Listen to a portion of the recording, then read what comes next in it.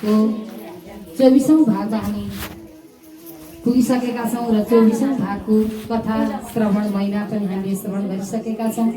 समादरणीय उपस्थित भक्त सज्जन महानुभावहरू, अब हजुरहरूले यहाँ स्वामीजी महाराजको हातबाट फुल प्रसाद दिएर र एक दुईवटा भजन राखेर हामी यहाँबाट बिदा हुनेछौँ र यस कार्यक्रमलाई समापन गर्नेछौँ भन्दै मिठो र सरस सुन्दर भजन प्रस्तुत गर्नका लागि आदरणीय दिदी फुलमाया पुरीजीलाई हार्दिक अनुरोध गर्छु।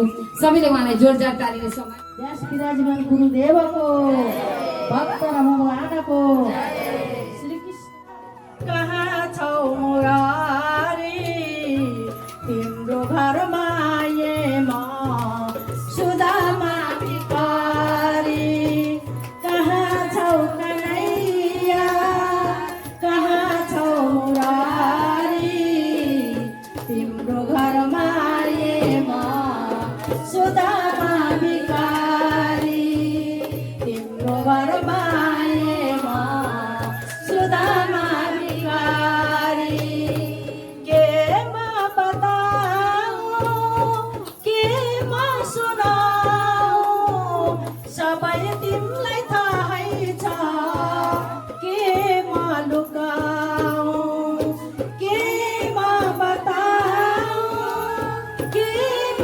सुनाऊ सबै तिमीलाई थाहै छ के म लुकाऊ घाट घाट जान्दछौ तिमी कृष्ण मुरारी घाट घाट जान्दछौ तिमी कृष्ण मुरारी तिम्रो घरमा म सुदामा भिखारी तिम्रो घरमा म सुदामा भिखारी कहाँ छौ कन्हैया कहाँ छौ मुरारी तिम्रो घरमा म सुदामा भिखारी तिम्रो घरमा म सुदामा भिखारी जय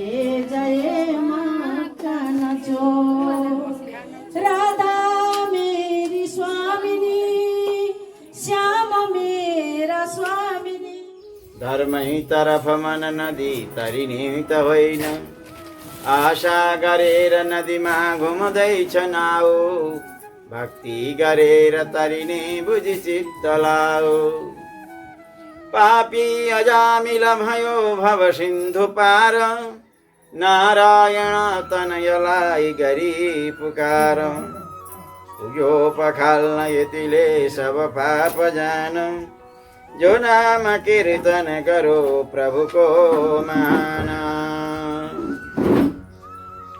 प्यारो वैष्णव को छ भागवत यो सत्कर्म को सत्फल साक्षात् पारमहंस निर्मल परम छ ज्ञान यसमा शुभ भक्ति ज्ञान विरागता सँगसँगै निष्काम सेवाधरी जो सुन्दछ पढ्दछ यदि भने जानेछ पारी तरी माता हाम्री परम दयालु कमला लक्ष्मीपति हुन् पिता बन्धु वैष्णव नित्य मुक्तहरू हुन् शास्त्र हाम्री गीता वैकुण्ठैपुरी हो स्वदेश बुझनु यो देश परदेश हो जाने बाटो छ अर्चिरादि गतिको गीतादि शास्त्रोक्तयो के गर्नु ती कुण्डल दानै गर्न भनेर हात बनिए बाला फेरि के छ र जिब्रो पढ्न र मन्त्र जप्न बनियो न स्वादका खातिर यो चोला परोपकार गर्न बनियो बाँचेर पो के छ र भोलि भक्तवत्सल भगवानको आउनुहोस् एक मिनट आफ्नो माथि माने त्यो भर पर्ने चिज हो के छ भने अब त्यो पात्रमा कोही पात्रमा पर्छ कोही सत्पात्रमा पर्छ कोही मध्यम पात्रमा पर्छ कोही उत्तम पात्रमा पर्छ उत्तम पात्रमा पर्यो भनेदेखि त्यो भगवत कथा सुन्ने बित्तिकै त्यसको कल्याण भइहाल्यो त्यसले धेरै सुन्ने उत्तम पात्रमा पर्यो नि त। मध्यम पात्रमा पर्यो भने अलिक बार बार सुनिरहनु पर्छ, अनि मात्रै कल्याण हुन्छ। और अलिक ठिक ठिक अब तल्लो स्तरका पात्रमा पर्यो भने चाहिँ निकै वर्ष अथवा यो जन्ममा नभए अर्का जन्ममा कुनै जन्ममा चाहिँ भगवानको कथा कहिले व्यर्थ चाहिँ जाँदैन। लेकिन अब त्यो पात्र भेदले, जस्तै ध्यानसँग सुन्नुहोस्, आकाशबाट पानी पर्छ नि, एक नासले पर्छ, SIM SIM SIM SIM SIM SIM पानी परिरहेको थियो। तपाईँले अहिले त ग्यास आयो, पहिला त अब रोटीमै दाउरामै रोटी पकाउँथे, चाहे घुमाका हुन् चाहे सुक्खा हुन्, सबै दाउरामै पकाउँथे। अब त्यो तातेको रनक्क आगोमा तातेको तावा हुन्छ नि, पकाइसकेर बाहिर निकाल्नुहोस्। अब त्यो पानीको बुँद, पानीको छिटामाथि आकाशबाट बिस्तारै बिस्तारै पर्दैछ, त्यो तावा तातेको तावामा एक दुई बुँद चाहिँ थोपा पानी पर्यो भने रहन्छ, पर्ने बित्तिकै कता जान्छ, पर्ने बित्तिकै सुकिहाल्छ। ध्यानसँग सुन्नु, पर्न त त्यहाँ पनि पर्यो, तर पर्न पाएको छैन, कहाँ गएको? अच्छा, आकाशबाट पानी पर्यो, त्यति बेलै जुन बेलामा त्यो तावामा पानी परेर रनक्क त्यो रातो भएको तातो भएको तावामा जतिखेर पानी पऱ्यो र सुक्यो, त्यति बेलै कर्कलो हुन्छ नि, कर्कलाका पातमा नि पानी पऱ्यो त्यतिखेरै। परन्तु कति राम्रो हेरिरहँ जस्तो गुच्चा जस्तो भयो, गुच्चा चाहिँ भएन, त गुच्चा जस्तै भयो, कति राम्रो हेरौँ जस्तो भयो। तर त्यतिखेरै अर्को ठाउँमा पानी पर्यो। सिपी भन्ने एउटा स्वाति नक्षत्रको बेलामा सिपीमा पानी पर्यो भने मणि जस्तो होइन, मणि नै हुन्छ भनिएको छ धर्मशास्त्रले। तर नक्षत्र चाहिँ स्वाति नक्षत्र हुनु पर्यो। स्वाति नक्षत्रको बेलामा त्यो समुद्रमा किडा हुन्छ सिपी भन्ने, त्यतिखेर त्यही पानी त्यति बेलै त्यो सिपीका मुखमा केही कथन पर्यो भने त्यो मणि नै हुन्छ, रत्नै हुन्छ। ध्यान दिएर सुन्नु, त्यसलाई सिपी भन्दैन, सिपी अर्कै हुन्छ। त पानी पर्नमा कोही कसर छैन, त्यही पानी तावामा पर्यो, तातिएको रनक्क भएको तावामा पर्यो, पर्ने बित्तिकै सुक्यो। त्यही पानी कर्कलाका पातमा पर्यो, मोती जस्तै भयो, मोती चाहिँ भएन नि, मोती जस्तै मात्रै भयो। त्यही पानी स्वाति नक्षत्रका बेला चाहिँ नि सिपीका मुखमा पर्यो, मोती नै भयो। हो त हामी पनि मान्छे पनि श्रोता पनि त्यति तीन खालका हुन्छन् अरे। तीन खालका भनेका त्यस्तै, कोही चाहिँ त्यो वासना, अज्ञान रूपी वासना आगोले यो संसारको दावाग्निले तातिएको, जसको अन्तस्करण हुन्छ नि मन, त्यसमा भगवत कथा त पर्छ, पर्ने बित्तिकै बास त्यो रनक्क भएर तातेका तावामा पानीको एक थोपो हाल्दाखेरि रहन्छ। प्यार से बोलो जय श्री, त्यस्तै हुन्छ। अर्को चाहिँ अलिक ठिक ठिकको अन्तकरण छ, त्यति साह्रो संसारका वातावरणले अज्ञानले चाहिँ ओतप्रोत भएको छैन, ठिकै छ, त्यति साह्रो मोहित भएको छैन, अज्ञानको वासनाले बासित भएको छैन, ठिक्क छ भने अलिक दिन सम्झिन्छ। त्यो कर्कलाको पातमा भएको पानी कतिखेरसम्म अडिन्छ र? एकछिन त हो, त्यहाँबाट ढोरलक्क पुगिहाल्छ नि। गुरुजीले यसो भनिहाल्छ, यसो भन्नु, अलिक दिन छैन फेरि। अच्छा, त्यो दुई खालका भए। अर्का चाहिँ कस्ता हुन्छन् भने स्वाति नक्षत्रको बेलामा आकाशबाट त्यही पानी एक थोपो सिपीका मुखमा पर्यो भने मोती नै हुन्छ। हो, ती चाहिँ मुमुक्षु हुन्। प्यार से बोलो जय श्री। जसले जुन जस्तो श्रोता छ, तपाईँलाई भगवानका कथाले मिनेटमा पनि कल्याण गर्छ, त्यसलाई समय पनि लाग्छ, तपाईँको पात्रता हुनु पर्यो। अब पानी पर्नमा कोही गडबडी छैन, पानी त एकै छतमा परेको, त्यो तावामा नि पर्यो, कर्कलाका पातमा नि पर्यो, सिपीमा नि पर्यो, सिपीमा परेको हुनाले मोती नै बन्यो, कर्कलाका पातमा पर्यो, मोती जस्तै मात्रै भयो, मोती भएन। तावामा पर्दाखेरि त पर्ने बित्तिकै सुकिहाल्यो। त्यस्तै प्रकारले भगवत कथा, यो परमात्माका दिव्य प्रवचनहरू मानव जीवनमा त्यसरी नै तिनीहरूले भूमिका खेल्दछ। त्यस कारणले गरिकन जसको चाहिँ जति चाहिँ वैराग्य छ, जसको जति साधना छ, जसको जति अनुष्ठान छ, जसको जति त्याग छ, जसको जति समर्पण छ, जसको जति भगवत भक्तिप्रति भगवत भक्तिको उच्छलन छ, ज्ञान वैराग्य जसका जीवनमा त्रिवेणी बगिरहेका छन्, त्यसलाई एकै शब्दले काम गरिन्छ। प्यार से बोलो जय श्री। धेरै सुन्नै पर्दैन। एक जग्गा काहीँ कथा हुँदै रहेछ कि एक त्यस्तै उत्तम श्रोता पुगेछन्, उनले एउटै शब्द सुने, अरे चैतन्य महाप्रभु, ध्यान दिएर सुन्नुहोस्, चैतन्य महाप्रभु बङ्गालमा हामीहरूका भगवानको अवतार उत्तर भारतमा भयो, भगवानको अवतार नेपालमा नि भयो, बडा भगवान लक्ष्मीजीको अवतार भयो, भारतमा रामकृष्णजीको अवतार भयो, जति वामन 24 अवतार उतै भए। भगवानको अवतार उत्तर भारतमा भयो, लेकिन आचार्यको अवतार चाहिँ दक्षिण भारतमा भयो। सबै आचार्य जगद्गुरु शङ्कराचार्य, जगद्गुरु रामानुजाचार्य, जगद्गुरु वल्लभाचार्य, जगद्गुरु निम्बार्गाचार्य, जगद्गुरु माधवाचार्य, अद्वैत विशिष्टाद्वैत द्वैता द्वैत शुद्धा द्वैत अचिन्त्य भेदा भेद, यी हामीहरूका वैदिक सनातनभित्र त्यति सिद्धान्त छन्। परन्तु त्यसमा एकजना चाहिँ आचार्य बङ्गालमा उत्पन्न हुनुभयो, जसको नाम छ चैतन्य महाप्रभु, गौडीय सम्प्रदायको, जसलाई चाहिँ भगवान श्याम सुन्दरकै अर्को अवतार भनेर स्वीकार गर्नुहुन्छ हामीहरूका आचार्यहरूले। उहाँलाई वैराग्य हुनका लागि धेरै सुनिरहनै परेन, उहाँले एउटै श्लोकको भागवतको सुन्नुभयो। त्यो के थियो?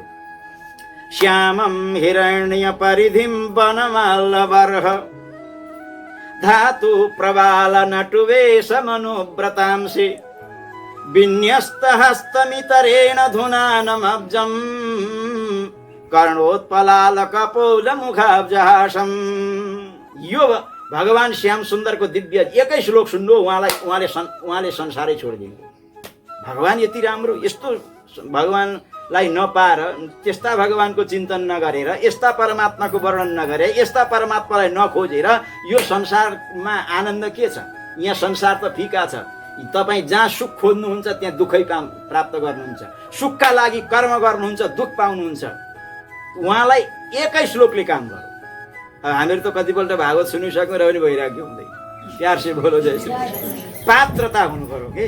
पात्रता छ भने धेरै चाहिँ काम धेरै सुन्नै पर्दैन। त्यो एउटा त्यो अर्को चाहिँ यसरी कथा हुँदै रहेछ, गुरुजी कथा भन्दै रहेछन्, श्रोता सुनिराखेका रहेछन्। एकजना उत्तम अधिकारी जसको पात्रता थियो, उहाँले एकै वाक्य सुन्नुभयो, संसार मिथ्या छ, भगवत भक्ति मात्रै सत्य छ, यति मात्रै सुन्नुभयो। उहाँलाई त्यो भित्र बिजिहाल्यो। तुरन्त त्यहाँबाट साधना गर्न जानुभयो। उहाँले भगवत प्राप्ति गर्नु त्यति वाक्यले। सालभर घुम्दै घाम्दै त्यहाँ आएको त तिनी श्रोता तिनी वक्ता कथा सुनाइराखेका रहेछ। होइन तिमीहरूलाई वैराग्य भएको छैन? खोइ गुरुजी अब सुन्दैछौँ, कहिले होला भगवानको उनीहरू कति वर्ष सुने केही अन्तर छैन।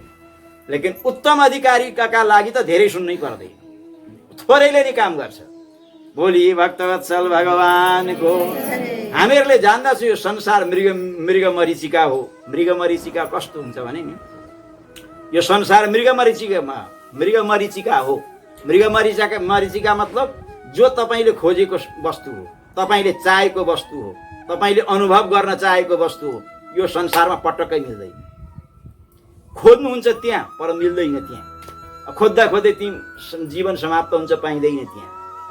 जस्तै यो मृग हुन्छ नि, मृग चाहिँ यो जेठ वैशाखको महिनामा जङ्गलमा बसिरहन्छ घाममा, अनि ओरा चाहिँ खोलामा पानी सुकेर नि ती बालुवा चाहिँ टल टल टल टल टल टल चम्के टल्केको देखिन्छ परबाट। भुवन भास्कर सूर्य नारायणको प्रचण्ड किरणले त्यो बालुका रेत चाहिँ जब टल्किन्छ, अनि टल्केपछि पानीको आभास हुँदो रहेछ त्यो मृगलाई। पानी खान नपाएर तडपिरहेको थियो। आहा, पानी त जति रहेछ भनेर त्यो मृग चाहिँ नि त्यहाँबाट दौड लगाउँछ। त्यो पानी के को हुन्थ्यो? सूर्य भगवानको त्यो प्रचण्ड किरणको त्यो त्यसको टच भएर बालुवामा त्यो धप धप धप पानी जस्तो चम्केको मात्रै हो। अब आयो, अब पानी पिउनका लागि तातो तातो बालुवामा जलेर झन्डी मारो। अब यो होइन रहेछ, अलि पर पो छ कि भन्छ त्यहाँ कुद्छ, अझै पर छ कि भन्छ कुद्छ। त्यो अथाह बालुवा, यो चाहिँ बालुवा रहेछ, अलि पर पो टल्किराखेर त्यो पानी रहेछ भनेर कुद्दा त्यसको मुटु फोरेर ती मरेछ। भेटेन पानी। यो संसार त्यस्तै हो। यो संसार अब एक्लै छ। 2 जना हुँदा पो सुख हुन्छ भनौँ, अनि त्यस पछाडि खोज्छ कि 3 जना हुँदा पो हुन्छ भनौँ, त्यो गर्दा पो हुन्छ भनौँ, अब 2टा घडेरी जोड्दा पो हुन्छ कि भनौँ। अब तपाईँलाई सारा संसारको सबै थोक मिल्दा पनि मान्छेको पहिला जग्गा जमिन छ। हेर्नु, ध्यान दिएर सुन्नुहोस्। मान्छेले घर बनाउन पाए हुन्थ्यो भन्छ, किन मान्छे भाडामा बसिरहेको छ। त्यो अब त्यो एउटा काँडो बिजोभित्र त्यो त्यस्तो एउटा तडपन आयो। अब घर पनि बनायो। घर बनाइसकेपछि अब एउटा गाडी हुन पाए हुन्थ्यो यसो भनौँ। अब गाडी भयो। गाडी भएपछि हत्तेरिकै यो त कम किमतको रहेछ, हेर माल चाहिँ कति कति राम्रा चिज 30 लाख 50 लाख 60 लाखमा यो चाहिँ मैले यो राम्रो भएन, अब त्यसमा नफरत भयो, त्यतातिर मन गयो। म एउटा कुरो के भन्छु भने संसारमा चित्त बुझाएर मान्छे यति भए भयो भनेर सन्तोष लिने मान्छे कहीँ छ? कोही पनि छैन। त्यस कारणले गरिकन तपाईँको घडेरी मात्रै डेरामा बस्नुभयो, घर बनाउनु भयो, अब घर बनाएर तपाईँलाई चित्त बुझेन, गाडी चाहियो, गाडीबाट तपाईँलाई अर्कै फेरि केही इच्छा होला। त्यस कारणले गरी यो संसार भन्ने कुरो कस्तो छ भने जबसम्म यी तरङ्गहरू हुन्, यो तरङ्ग, यो इच्छा, यो चाहना संसारबाट कहिले पूर्ति नै हुँदैन। एउटा मृग हुन्छ जसलाई कस्तुरी मृग भनेर भनिन्छ। अच्छा, भगवान परमात्मालाई हामी खोज्दछौँ, परमात्मालाई जान्न खोज्छौँ, परमात्मालाई चिन्न खोज्छौँ, शान्ति पाइन्छ कि आनन्द पाइन्छ कि भगवानलाई जीवनमा प्राप्त भयो भने भगवत प्राप्तिमा आनन्द पो आउँछ अरे भनेर भगवानलाई खोज्न हिँड्छौँ। उहाँ खोज्छौँ, त्यहाँ खोज्छौँ, भगवानलाई खोज्ने होइन के, भगवानलाई त चिन्ने हो। व्यापक वस्तुलाई खोज्ने हो, व्यापक वस्तुलाई त चिन्ने हो। कसरी चिनिन्छ? त्यो साधनाद्वारा। कसरी चिनिन्छ? त्यो अनुष्ठानद्वारा। तपाईँ चाहिँ नि यहाँबाट 100 पल्ट बद्री जानुहोस्, तपाईँका जीवनमा साधना र अनुष्ठान छैन भने त्यसको मूर्तिमा दर्शन गरे पनि भगवानको दर्शन हुँदैन। तपाईँका जीवनमा साधना र अनुष्ठान छ भने तपाईँ बसेका ठाउँमा भगवानको दर्शन हुन्छ। प्यार से बोलो जय श्री कृष्ण। भगवानलाई खोज्न टाढै जानै पर्दैन। त्यो कस्तुरी मृग हुन्छ, कस्तुरी मृग, कस्तुरी मृगको नाभिमा त्यो बासुन आउँछ, मग मग मग बासुन आउँछ। ऊ खोज्न सुरु गर्छ कहाँबाट आयो भनेर। अब खोज्छ, त्यहाँबाट चाहिँ कुद्न सुरु गर्यो कहाँबाट आउँछ भनेर। उता जान्छ, यो मेरै नाभिबाट निक्लेको भन्ने थाहा छैन त्यसलाई। उहाँ खोज्छ, त्यो ताता घाममा कुदेको छ कस्तुरी मृग, कुदेको छ, कहाँ आयो मग मग मग मग बासुन भनेर त्यो खोज्न सुरु गर्छ। भरे चाहिँ त्यो घाममा मुटु फुटेर मर्यो। उसलाई यो थाहा छैन कि मेरै नाभिबाट निक्ल्यो, यो कस्तो यो बासना हो भनेर। हामीहरूको शास्त्रले भन्छ, हामीहरूको शास्त्रले डङ्काका चोटमा यस कुरालाई भन्छ, अरे तो सोचले मन में, जय हो, अरे कृष्ण है तेरे तन में, अरे हैं सब जगह भगवान, क्यों ढूंढता है वन में, अरे तो सोचले मन में। यस कुरालाई हृदयमा गाँठो पारेर राख्नु। भगवान परमात्मा त कण कणमा हुनुहुन्छ, जरा जरामा हुनुहुन्छ, नसा नसामा हुनुहुन्छ, प्रत्येक परमाणुमा हुनुहुन्छ, माथि हुनुहुन्छ, तल हुनुहुन्छ, अन्तर्घन बहिर्घन। उपनिषदको डिम घोष त परमात्मा नभएको कहीँ पनि ठाउँ छैन। अरे तू सोचले मन में, कृष्ण है तेरे तन में। भित्र भगवान गीतामा के भन्नु? हृदय से अर्जुन तिष्ठति। भगवान श्री कृष्णले गीतामा यो बहुत परम पवित्र वाणी भन्नुभयो, म सबैका हृदयमा बसेर सबको निरीक्षण गर्दछु। अब भगवान उहाँ खोजो, त्यहाँ खोजो, उहाँ खोजो, त्यहाँ खोजो, यहाँ खोजो। आफै भित्र भएको भगवानलाई उसले, त्यो आफै भएको भित्र भगवान त हुनुहुन्छ, तर सद्गुरुको कृपा नभइकन भगवत दर्शन हुँदैन। प्यार से बोलो जय श्री कृष्ण। त्यस कारणले के छ भने अब आउनुहोस्, तपाईँहरूको ध्यान आकर्षण यतातिर म गराउन चाहन्छु। अब हिजोको पावन प्रसङ्गमा तपाईँहरूले यो दीपदानको दिव्य महिमा सुन्नु। दीपदान, यो दीपक दानको हिजो दीपक दान गर्दा के हुन्छ भन्ने कुरो तपाईँहरूले सुन्नुभयो। दीपक भनेको नि यो प्रकाशको प्रतीक हो। हिजो मैले यसको व्याख्यान गर्दै थिएँ। दीपकलाई कर्मको आदिमा कर्म साक्षिणे दीप नारायण किन पूजा गरिन्छ? दीपक पूजा गर्ने मन्त्र के हो? ओम नमस्तनन्ताय सहस्र मूर्तये सहस्र पादाक्ष चिरोरुवावे सहस्र नामले पुरुषाय शाश्वते सहस्र कोटि युगधारिणे नमः। त्यो भनेको के हो? ध्यानसँग सुन्नुहोस्। अब त्यहाँ एउटा दियो जलाएको छ, आगो जस्तो जल्दछ एउटा बातीले, परन्तु हामी के भन्छौँ? नमस्त अनन्ताय सहस्र मूर्ति। हजुरका धेरै शिर छन्, हे तपाईँ अनन्त हुनुहुन्छ। नमस्त अनन्ताय सहस्र, हजारौँ चरण छन् भन्छौँ। एउटा दियामा थपक्क तेल हालिया छ, अब बालेको छ, हजारौँ चरण त्यहाँ कहाँ आए? हजारौँ शिर कहाँ आए? तर त्यो होइन, त्यो दीपक चाहिँ एउटा नारायणको प्रतीक हो, नारायण भगवानको प्रतीक हो। त्यस कारणले दीपकको पूजा किन गरेको? मैले हिजो यो तपाईँलाई सम्झाउँदै अवगत गराउँदै भनेको थिएँ। दीपक प्रकाशको प्रतीक हो। त्यस कारणले हामीहरूका जीवनमा अन्धकारबाट प्रकाशतिर हामीहरूको मन जाओस्। दीपक माथि, दीपक बल्दाखेरि दायाँ बायाँ यसरी तेर्सेर बल्दैन, तल पनि बल्दैन, सिधा उँगो प्रकाश जान्छ। किन? मुक्ति भन्ने कुरो, परमात्मा भन्ने कुरो, भगवत तत्त्व भन्ने कुरो यहाँ संसारमा खोजेर हुँदैन।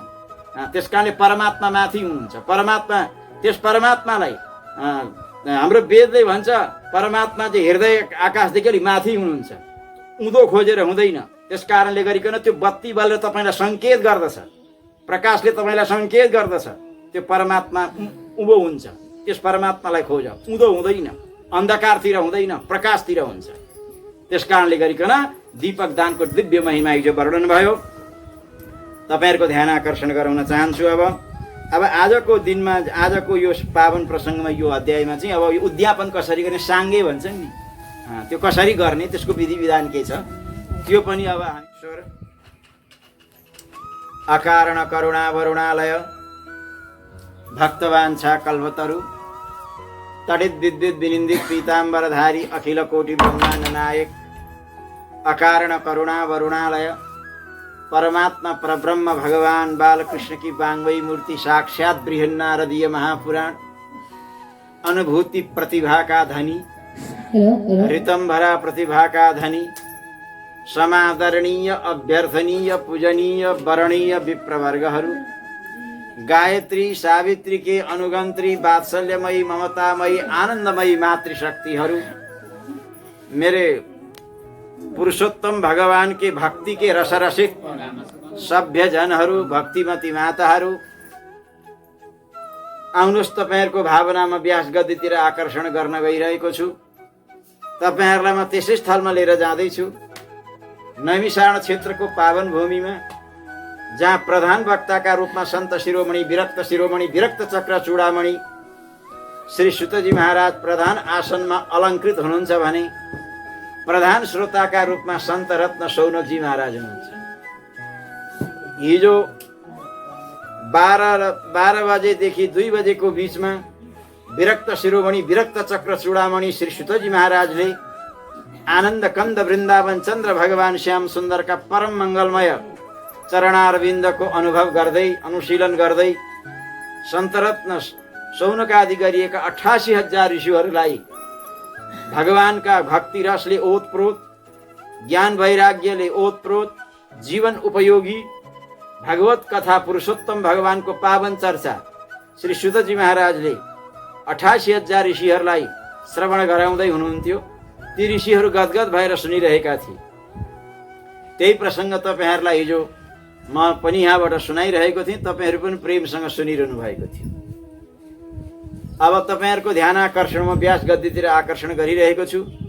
आज म 25वां भागको साक्षात पुरुषोत्तम भगवानको पावन कथातिर तपाईहरुको ध्यान आकर्षण गराउन चाहन्छु। असलमा के छ भने आज 25 के 24 हो। भोलि भक्तवत्सल भगवानको 24औं भागतिर तपाईहरुको ध्यान आकर्षण गराउन चाहन्छु। उद्यापन विधिं मुने पुरुषोत्तममासीय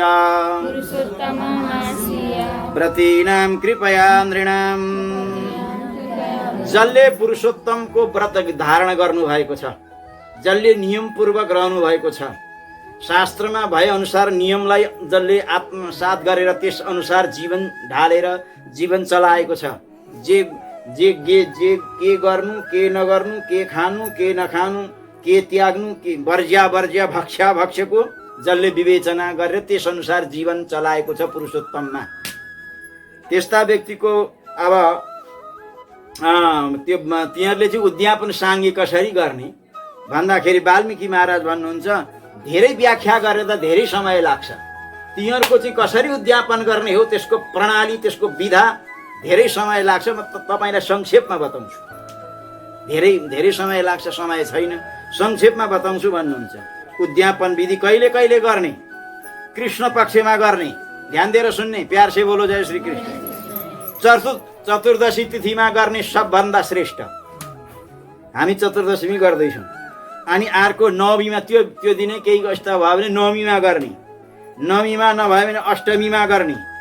त्यो अब भगवानले के गर्नु पर्दछ भने त्यो दिन बिहानै उठ्ने। बिहान त अरू बेलै उठ्नुपर्छ 2-3 बजे, त्योभन्दा पहिला उठ्ने। किन सबै त मालपुवा सालपुवा दुनियाँ कच्याक कुचुक पूजाको सामग्री सब पञ्चामृत इत्यादि तयार गर्नु पनि पर्यो नि त। साना समयमा धेरै समय लाग्छ। प्यार से बोलो जय श्री कृष्ण। छिटै उठ्ने अनि जप गर्ने। त्यहाँ पहिला जप नगरिकन काम केही नगर्ने, स्नान गर्ने, स्नान गरेपछि जप गरिएन भने पनि त्यो स्नान गरेको फल हुँदैन। जप जरुर गर्नु पर्दछ। जप गर्ने 5-10 मिनट भगवानको जप गर्ने। अब भोजन गरिएर भजन गरिएर भने त्यो भोजन गर्नु पनि अपराध बनेको छ। तपाईँ भोजन गर्नुहुन्छ, भोजनको फल हो भजन। 5 मिनट भने भगवान राम राम हरे कृष्ण यस्ता चाहिँ जप्नु हो। शिवजी टोपी लाउँदै लाउँदैन हो त्यस्तो चाहिँ नभन्नुहुन्छ। त्यस्तो भजन भनिँदैन, त्यसलाई त एउटा मनोरञ्जन हो। भोलि भक्तवत्सल भगवानको त्यो कुनीबाट कहाँ के गर्ने भने मनलाई एकदम कन्ट्रोल गर्ने। समाहित मन भन्छ, चञ्चल छ नि यो मन। एक जग्गा काहीँ हुँदै काहीँ व्यक्तिहरू बसेका रहेछन्, एउटाले पद गाउँदै रहेछ कि कस्तो पद गाउँदै रहेछ, अरे देखना भाइ यो मन कभी बम्बई कभी कलकत्ता कभी दिल्ली, देखना भाइ यो मन कभी बम्बई कभी कलकत्ता कभी दिल्ली भन्दो रहेछ। एउटाले भएछ अरे ताल छैन क्या गा रहे हो, त्यसले भन्छ ताल नहीं है त चाल तो देखो। मनको चाल कति कति एकैछिनमा कहाँ कहाँ पुग्छ। वैज्ञानिक युगमा यस्तो कोही पनि तत्त्व छैन जति मनको गति छ नि त्यति गति कसैको पनि हुँदैन। यसो सम्झ्यो बम्बई पुग्यो, यसो सम्झ्यो कलकत्ता पुग्यो, यसो औला कति छिटो पुग्छ मन। त्यस कारणले यो मन चाहिँ चञ्चल छ। उसले भनेछ अरे ताल छैन भने मनको चाल त हेर। त्यस कारणले मनलाई समाहित गर्नु। मन चञ्चल छ भने एकाएक त्यसलाई त्यो बसीभूत हुँदैन के। अर्जुनले पनि सकेनन्। अर्जुन पनि घडबाडे भगवानसँग निवेदन गरे चञ्चलम हि मन कृष्ण भनेर। भगवान यो चञ्चल मन जो छ हजुरका चरणमा लाग्दैन, एक घुमेको घुमै गर्छ, 1 मिनट बस्दैन। त्यस कारण यो मन चञ्चल छ भने हजुरका चरणारविन्दमा त्यो कसरी ध्यान गर्नु। त्यतिखेर भगवान मुसुक्क हाँस्नु। भगवानले भन्नुभयो अभ्यासैन त कौन्तेय वैराग्येन च गृह्यते। आज गर, भोलि गर, पर्सि गर, गर्दै जाऊ, भाग्दै जान्छ, त्यसलाई सम्झाउँदै जाऊ। बिस्तारै बिस्तारै गरेपछि अभ्यास भएपछि बिस्तारै हुन्छ। एकाएक वात्तै हुँदैन। मन त बहुत बदमास छ नि। मन ही मिलावे रामको मन ही करे फजित। त्यस कारणले गरिकन मन चाहिँ समाहित गर्नु पर्दछ। पूजा लाउँदाखेरि, पूजा गर्दाखेरि, ध्यान गर्दाखेरि मन भागो भने त्यो पूजा ध्यानको केही मतलब हुँदैन। पहिल्यै सावधान गराउनुहुन्छ यहाँ मनलाई चाहिँ एकदम कन्ट्रोल गर्नु। अनि के गर्नु त भने 30 विप्रान् 30 जना ब्राह्मणलाई बोलाउनु भनेको छ। अब त्यो कति सकिन्छ, 30 जना सकिन्छ कि 15 जना सकिन्छ कि 1 जना सकिन्छ कि आफ्नो गच्छिया चाहिँ यहाँ लेखेको चाहिँ त्यस्तो छ। 30 जना ब्राह्मणलाई बोलाउनु, 30 वटी बाहुनीलाई पनि बोलाउनु। कता 60 जना भए 400 बोलो जैसे सपत्निकान। अब ती कस्ता हुन् चान्चुने ब्राह्मण होइनन्, ती खडिया पल्टन खालका ब्राह्मण होइनन्। कस्ता खालका ब्राह्मणलाई बोलाउनु सदाचार, जसले वेद जानेको छ, शास्त्र जानेको छ, जो त्रिकाल सन्ध्या गर्दछन्, जसले ब्रह्मतत्त्वको साक्षात्कार गरेको छ, भगवत अनुभवमा जो मस्त छन्, त्यस्ता ब्राह्मणलाई उनका पत्नी सहित त्यसै कारण 30 दिन 60 जना त तिनीहरू नै भए। अलि सुरो चलाउने अलगै हुन्छन्। फेरि 400 बोलो जय श्री कृष्ण यो अलगै हुन्। यसरी गर्ने बोलाउने। अथवा अब त्यत्र 60 जना त बाहुनीलाई 60 जना भए, त्यत्रो सकिँदैन होला गुरुजी, के गर्ने भन्नुहुन्छ भने त्यसका लागि भन्नुहुन्छ तपाईँको गच्छी अनुसार, शक्ति अनुसार, सामर्थ्य अनुसार भन्नुहोस् ल। यथाशक्त्या अथवा सप्त पञ्चवित्तानुसारत। कतिलाई चाहिँ अब सम्मान गर्न सकिन्छ। अब 7 जनालाई हो कि 5 जनालाई हो कि 2 जनालाई हो कि 1 जनालाई हो कि कति गर्नु चाहिँ पर्यो। सकिन्छ भने 60 जनालाई बोलाउनु, 30 जना, ब्राह्मणी 30 जना। सकिँदैन भने आफ्नो गच्छी अनुसार 7 जना, 5 जना, 1 जना। अब त्यत्रा भेटिँदैन कलिकाल हो। अनि त्यस पछाडि के गर्नुपर्छ? मध्याह्न समयमा मध्याह्न समयमा चाहिँ के गर्नुपर्छ ल भने ततो मध्याह्न समय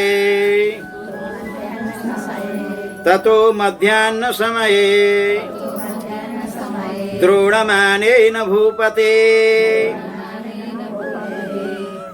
अब मध्याह्न भइसक्यो, जब 12 बज्छ नि, द्रोणभरि अर्थात् 4 पाथी 16 शेर, 16 शेरको चाहिँ नि 16 शेर कमसेकम 2-3 पहाडमा पाथी भन्थे।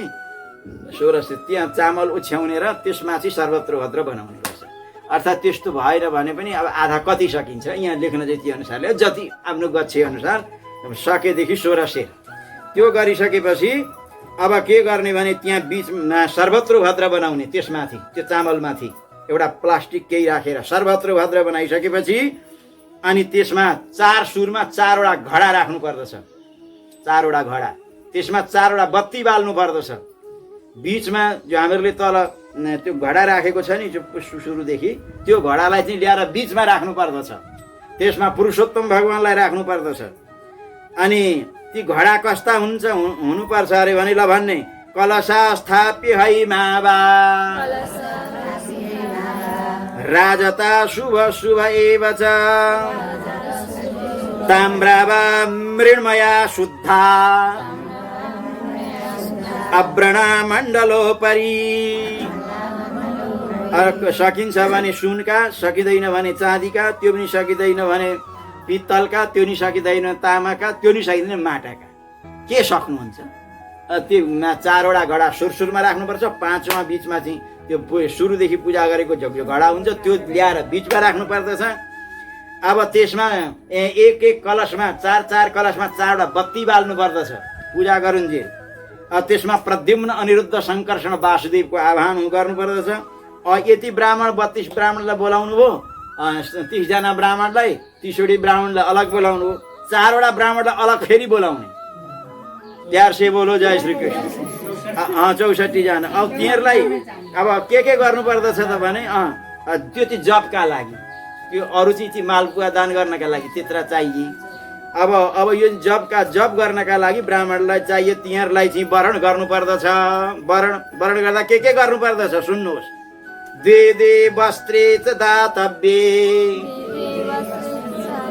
हस्तमुद्रादि संयुते।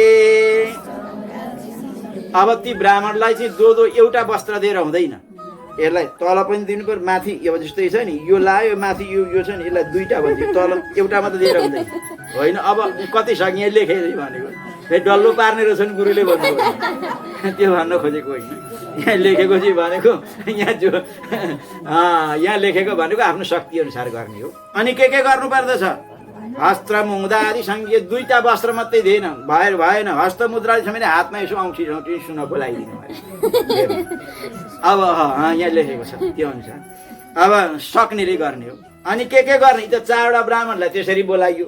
अब त्यो मुख्य जो आचार्य छ गुरुलाई चाहिँ के गर्नुपर्छ उद्यापनका दिन? अब सुन्नुहोस्, भन्ने आचार्य समलङ्कृत्य वस्त्रभूषादि विमुदा। अब त्यो आचार्य मेन गुरु छन्, उनलाई चाहिँ अब ती चान्चुने गुरुलाई त त्यसो गरियो भने अब मेन गुरुलाई के गर्नु पर्दो रहेछ? अब वस्त्रले, आभूषणले, जुत्ता, छाता, टोपी, पगरी लाएर अनि त्यहाँदेखि त हातमा औँठी चट्ट लगाइदिनु पर्दछ आभूषणले गरेर, अनि गुरुलाई राख्नु पर्दछ। अनि के गर्नु पर्दछ? यति लगाइसकेपछि देह शुद्धिका लागि प्रायश्चित्त गोदान गर्नु पर्दछ। ल भन्ने, ततो देह विशुद्ध्यर्थम प्रायश्चित्तम समाचारे। अब यो त वरणको कुरो आयो, त दक्षिणाको कुरो अलगै छ, पछाडिको त अलगै कुरो आयो, त सुरुवातको मात्रै कुरो हो। ध्यानसँग सुन्नुहोस्। अब त पूजा सुरु भएको छैन, पहिला नै यतातिर ब्राह्मणलाई त्यो वरण हो, त्यो वरण मात्रै हो। वरण त्यसरी गर्नु पर्दो रहेछ। अब वरण गरिसकेपछि तपाईँले प्रायश्चित्त गोदान गर्नु पर्दछ। प्रायश्चित्त गोदान तपाईँले गरेकै छ, चाहे श्राद्ध होस् चाहे केही होस्, त्यसमा गुरु आउनुहुन्छ र तिलानी बनाउनुहुन्छ, लु प्रायश्चित्त गोदान गरौँ। प्रायश्चित्त गोदान गर्दाखेरि अब तपाईँ पहिला 1 रुपियाँ 4 आना गर्थे, त्यहाँबाट 5 रुपियाँ आयो, अब चाहिँ अहिले कति 100 कति राख्छन्। त म प्राय चाहिँ गुरुहरूलाई के भन्छु भनेदेखि त्यो प्रायश्चित्त गोदान किन गराएको? ध्यान दिएर सुन्नुहोस्। प्रायश्चित्त गोदानको अर्थ किन? प्रायश्चित्त गोदान किन गराएको? त्यो सुरुवातमै त्यो गोदान गर्छ, अनि मात्रै त्यो श्राद्ध गर्नु छ भने श्राद्ध सुरु हुन्छ, पूजा गर्नु छ भने पूजा सुरु हुन्छ, अब रुद्री गर्नु छ भने रुद्री सुरु हुन्छ। त्यो किन गराएको भने ध्यान दिएर सुन्नुहोस्। तपाईँले जीवनमा पाप त गरेकै हुन्छ, मनले गरेको हुन्छ, बाणीले गरेको हुन्छ, शरीरले गरेको हुन्छ। 3 प्रकारका पाप हुन्छन्। कतिखेर सोचेर गर्नुहुन्छ, कसैले मनमै पाप आइहाल्छ, कहिले देखेर पनि पाप हुन्छ, भनेर पनि पाप हुन्छ। अनेक प्रकारका पाप त मसिना एकदम बारीक सानामै त पाप हुन्छन् नि त। अब पाप गरेपछि त लागिहाल्छ। अब त्यो पाप युक्त व्यक्तिले गरेको पूजा न पितृले लिन्छन् न देवताले लिन्छन्, कसैले पनि त्यो पूजा स्वीकार गर्दैनन्। अब पापी व्यक्तिले गरेको पूजा देवताहरूले लिन्छन् त? पापी व्यक्तिले गरेको पाप छ जसका जीवनमा भने पितृहरूले लिन्छन् त? लिँदैन। त्यसका लागि हामीहरूका धर्मशास्त्रले के भन्यो भने पूजा गर्नुभन्दा पहिला, कर्म गर्नुभन्दा पहिला प्रायश्चित्त गर। प्रायश्चित्त गोदान जसलाई भनिन्छ। अच्छा, प्रायश्चित्तको अर्थ के? त्यसका पापलाई हरण गर्ने जो विधा हो त्यसलाई प्रायश्चित्त भनेर भनिन्छ। प्रायश्चित्तको शाब्दिक अर्थ सुन्नुहोस्। अब प्राय त्यसमा दुई शब्द छन्। प्रायश्चित, प्राय भनेको क्या हो? प्राय पाप बीजानीयात् चित्तम तस्यैव शोधनम भनेर सिद्धान्त कौमुदीमा यो लेखिएको छ। प्राय शब्दको अर्थ हुन्छ पाप, चित्तको अर्थ हुन्छ नाश। पापलाई नाश गर्नका लागि जो गोदान गरिन्छ त्यसको नाम हुन्छ प्रायश्चित्त। अच्छा, अब हेर्नुहोस् त, त्यो 5 रुपियाँ पहिला 5 रुपियाँ, त्यहाँबाट 10 रुपियाँ गर्दा 100 रुपियाँ पनि राख्लान्।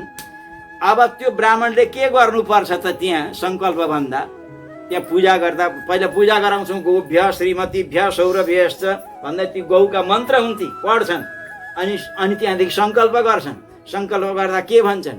भन्दै सबै थोक भन्दै जान्छन्। अनि भक्ष्य लेय चोस्या स्पर्श सम्पूर्ण पाप निवृत्त्यर्थम भन्छन्। खाँदा गरेको पाप, बोल्दा गरेको पाप, मनले गरेको पाप, बाणीले गरेको पाप, शरीरले गरेको पाप, कच्याक कुचुक कति पाप छौँ। कच्याक कुचुक 5 रुपियाँ हो कि 100 रुपियाँ छट्टसँग यहाँ पैसामा पसिहाल भने प्यार से बोलो जय श्री कृष्ण। अब के भयो भने त्यो 5 रुपियाँमा हो कि 10 रुपियाँ 100 रुपियाँमा उसले के जीवनमा दुनियाँ थोक गरेको छ त्यो पाप चाहिँ कच्याक कुचुक त्यो पैसामा झारे। झारेपछि बाहुनले स्वाट्ट गोजीमा हाले।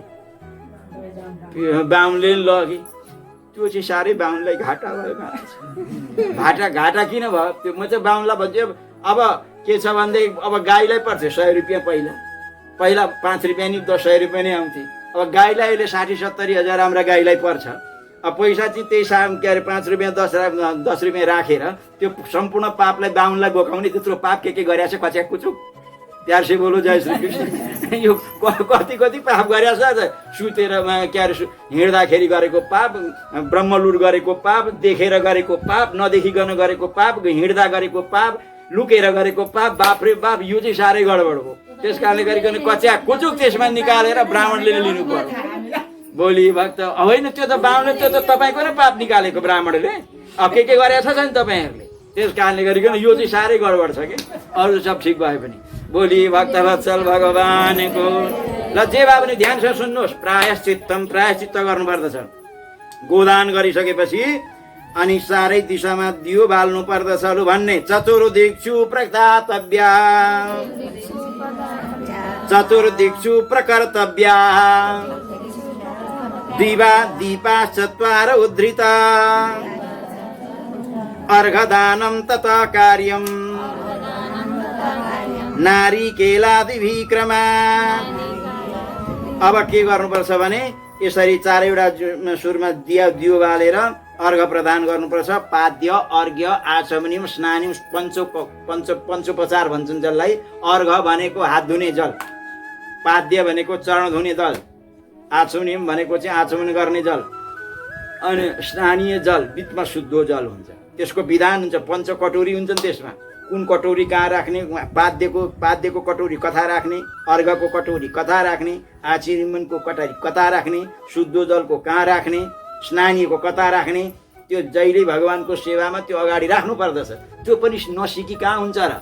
एउटा कख त सिक्नु पर्दछ भने गुरुसँग गयो। त्यो पूजा विधि त्यतिकै आउँछ। प्यार से बोलो जय श्री कृष्ण।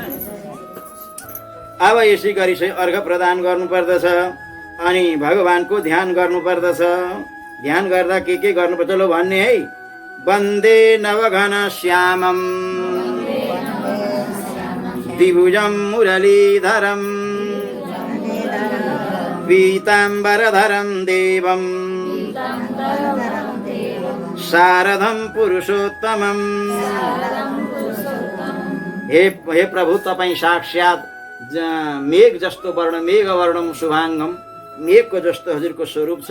मुरली हातमा लिनुहुन्छ हे कन्हैया, हजुरलाई हामी नमन गर्दछौँ भनेर भगवान परमात्माको त्यसरी ध्यान गर्ने, त्यस पछाडि भगवानको आरती गर्ने, तिलले थोडा हवन पनि गर्ने। तिलको हवन भन्छन्, चामलको हवन नगर्नु भनेको छ यहाँ। तिलको हवन गर्नु पर्दछ, त्यस पछाडि भगवानको ध्यान गर्नु पर्दछ, पुष्पाञ्जली गर्नु पर्दछ, नमस्कार गर्नु पर्दछ, त्यस पछाडि पूर्ण पात्रो गर्नु पर्दछ। प्यार से बोलो जय श्री कृष्ण।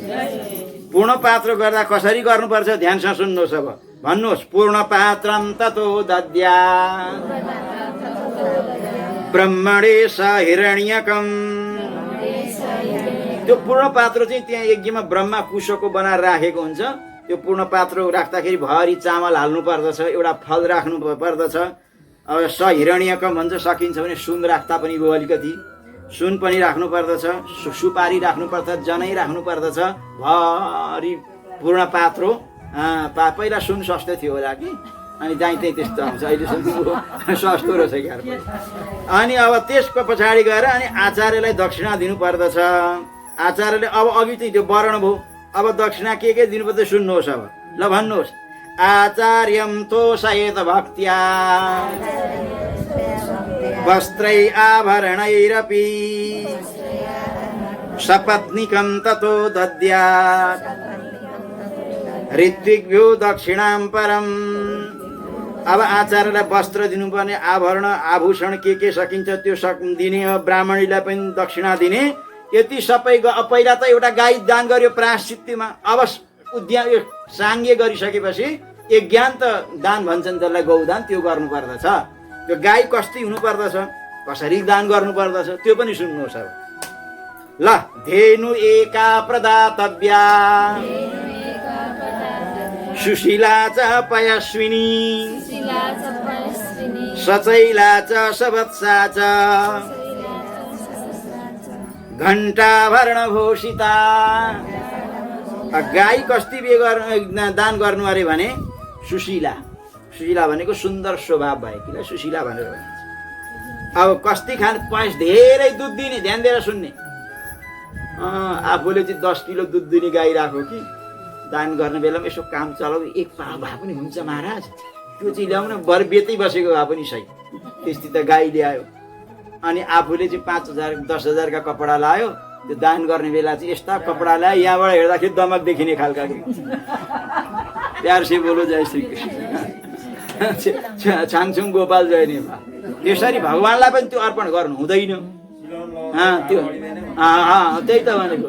त अब यसो त्यो त्यस्तो भगवानलाई पनि चढाउनु हुँदैन र ब्राह्मणलाई पनि दिनु हुँदैन।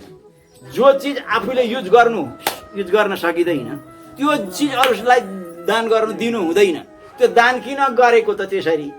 त्यो कपडा दान किन गरेको, त्यो गाई किन दान गरेको? पितृले, मरेका मान्छेले पितृले पाउँछन् भनेर गरेको नि। त आफूले दुने गाई चाहिँ पयस्विनी एकदम राम्रो, एकदम ठुलो फाँचा गरेको 10 किलो 12 किलो दुध दिने, आफू राख्ने। अब पितृका लागि चाहिँ यसो काम चला हुन्छ, आधा पाउ दिने भए चाहिँ बेत बसेको यसो शुद्धि मात्रै हो भनो, अब त्यो दियो। पछि पितृलाई त्यस्तै मिल्छ।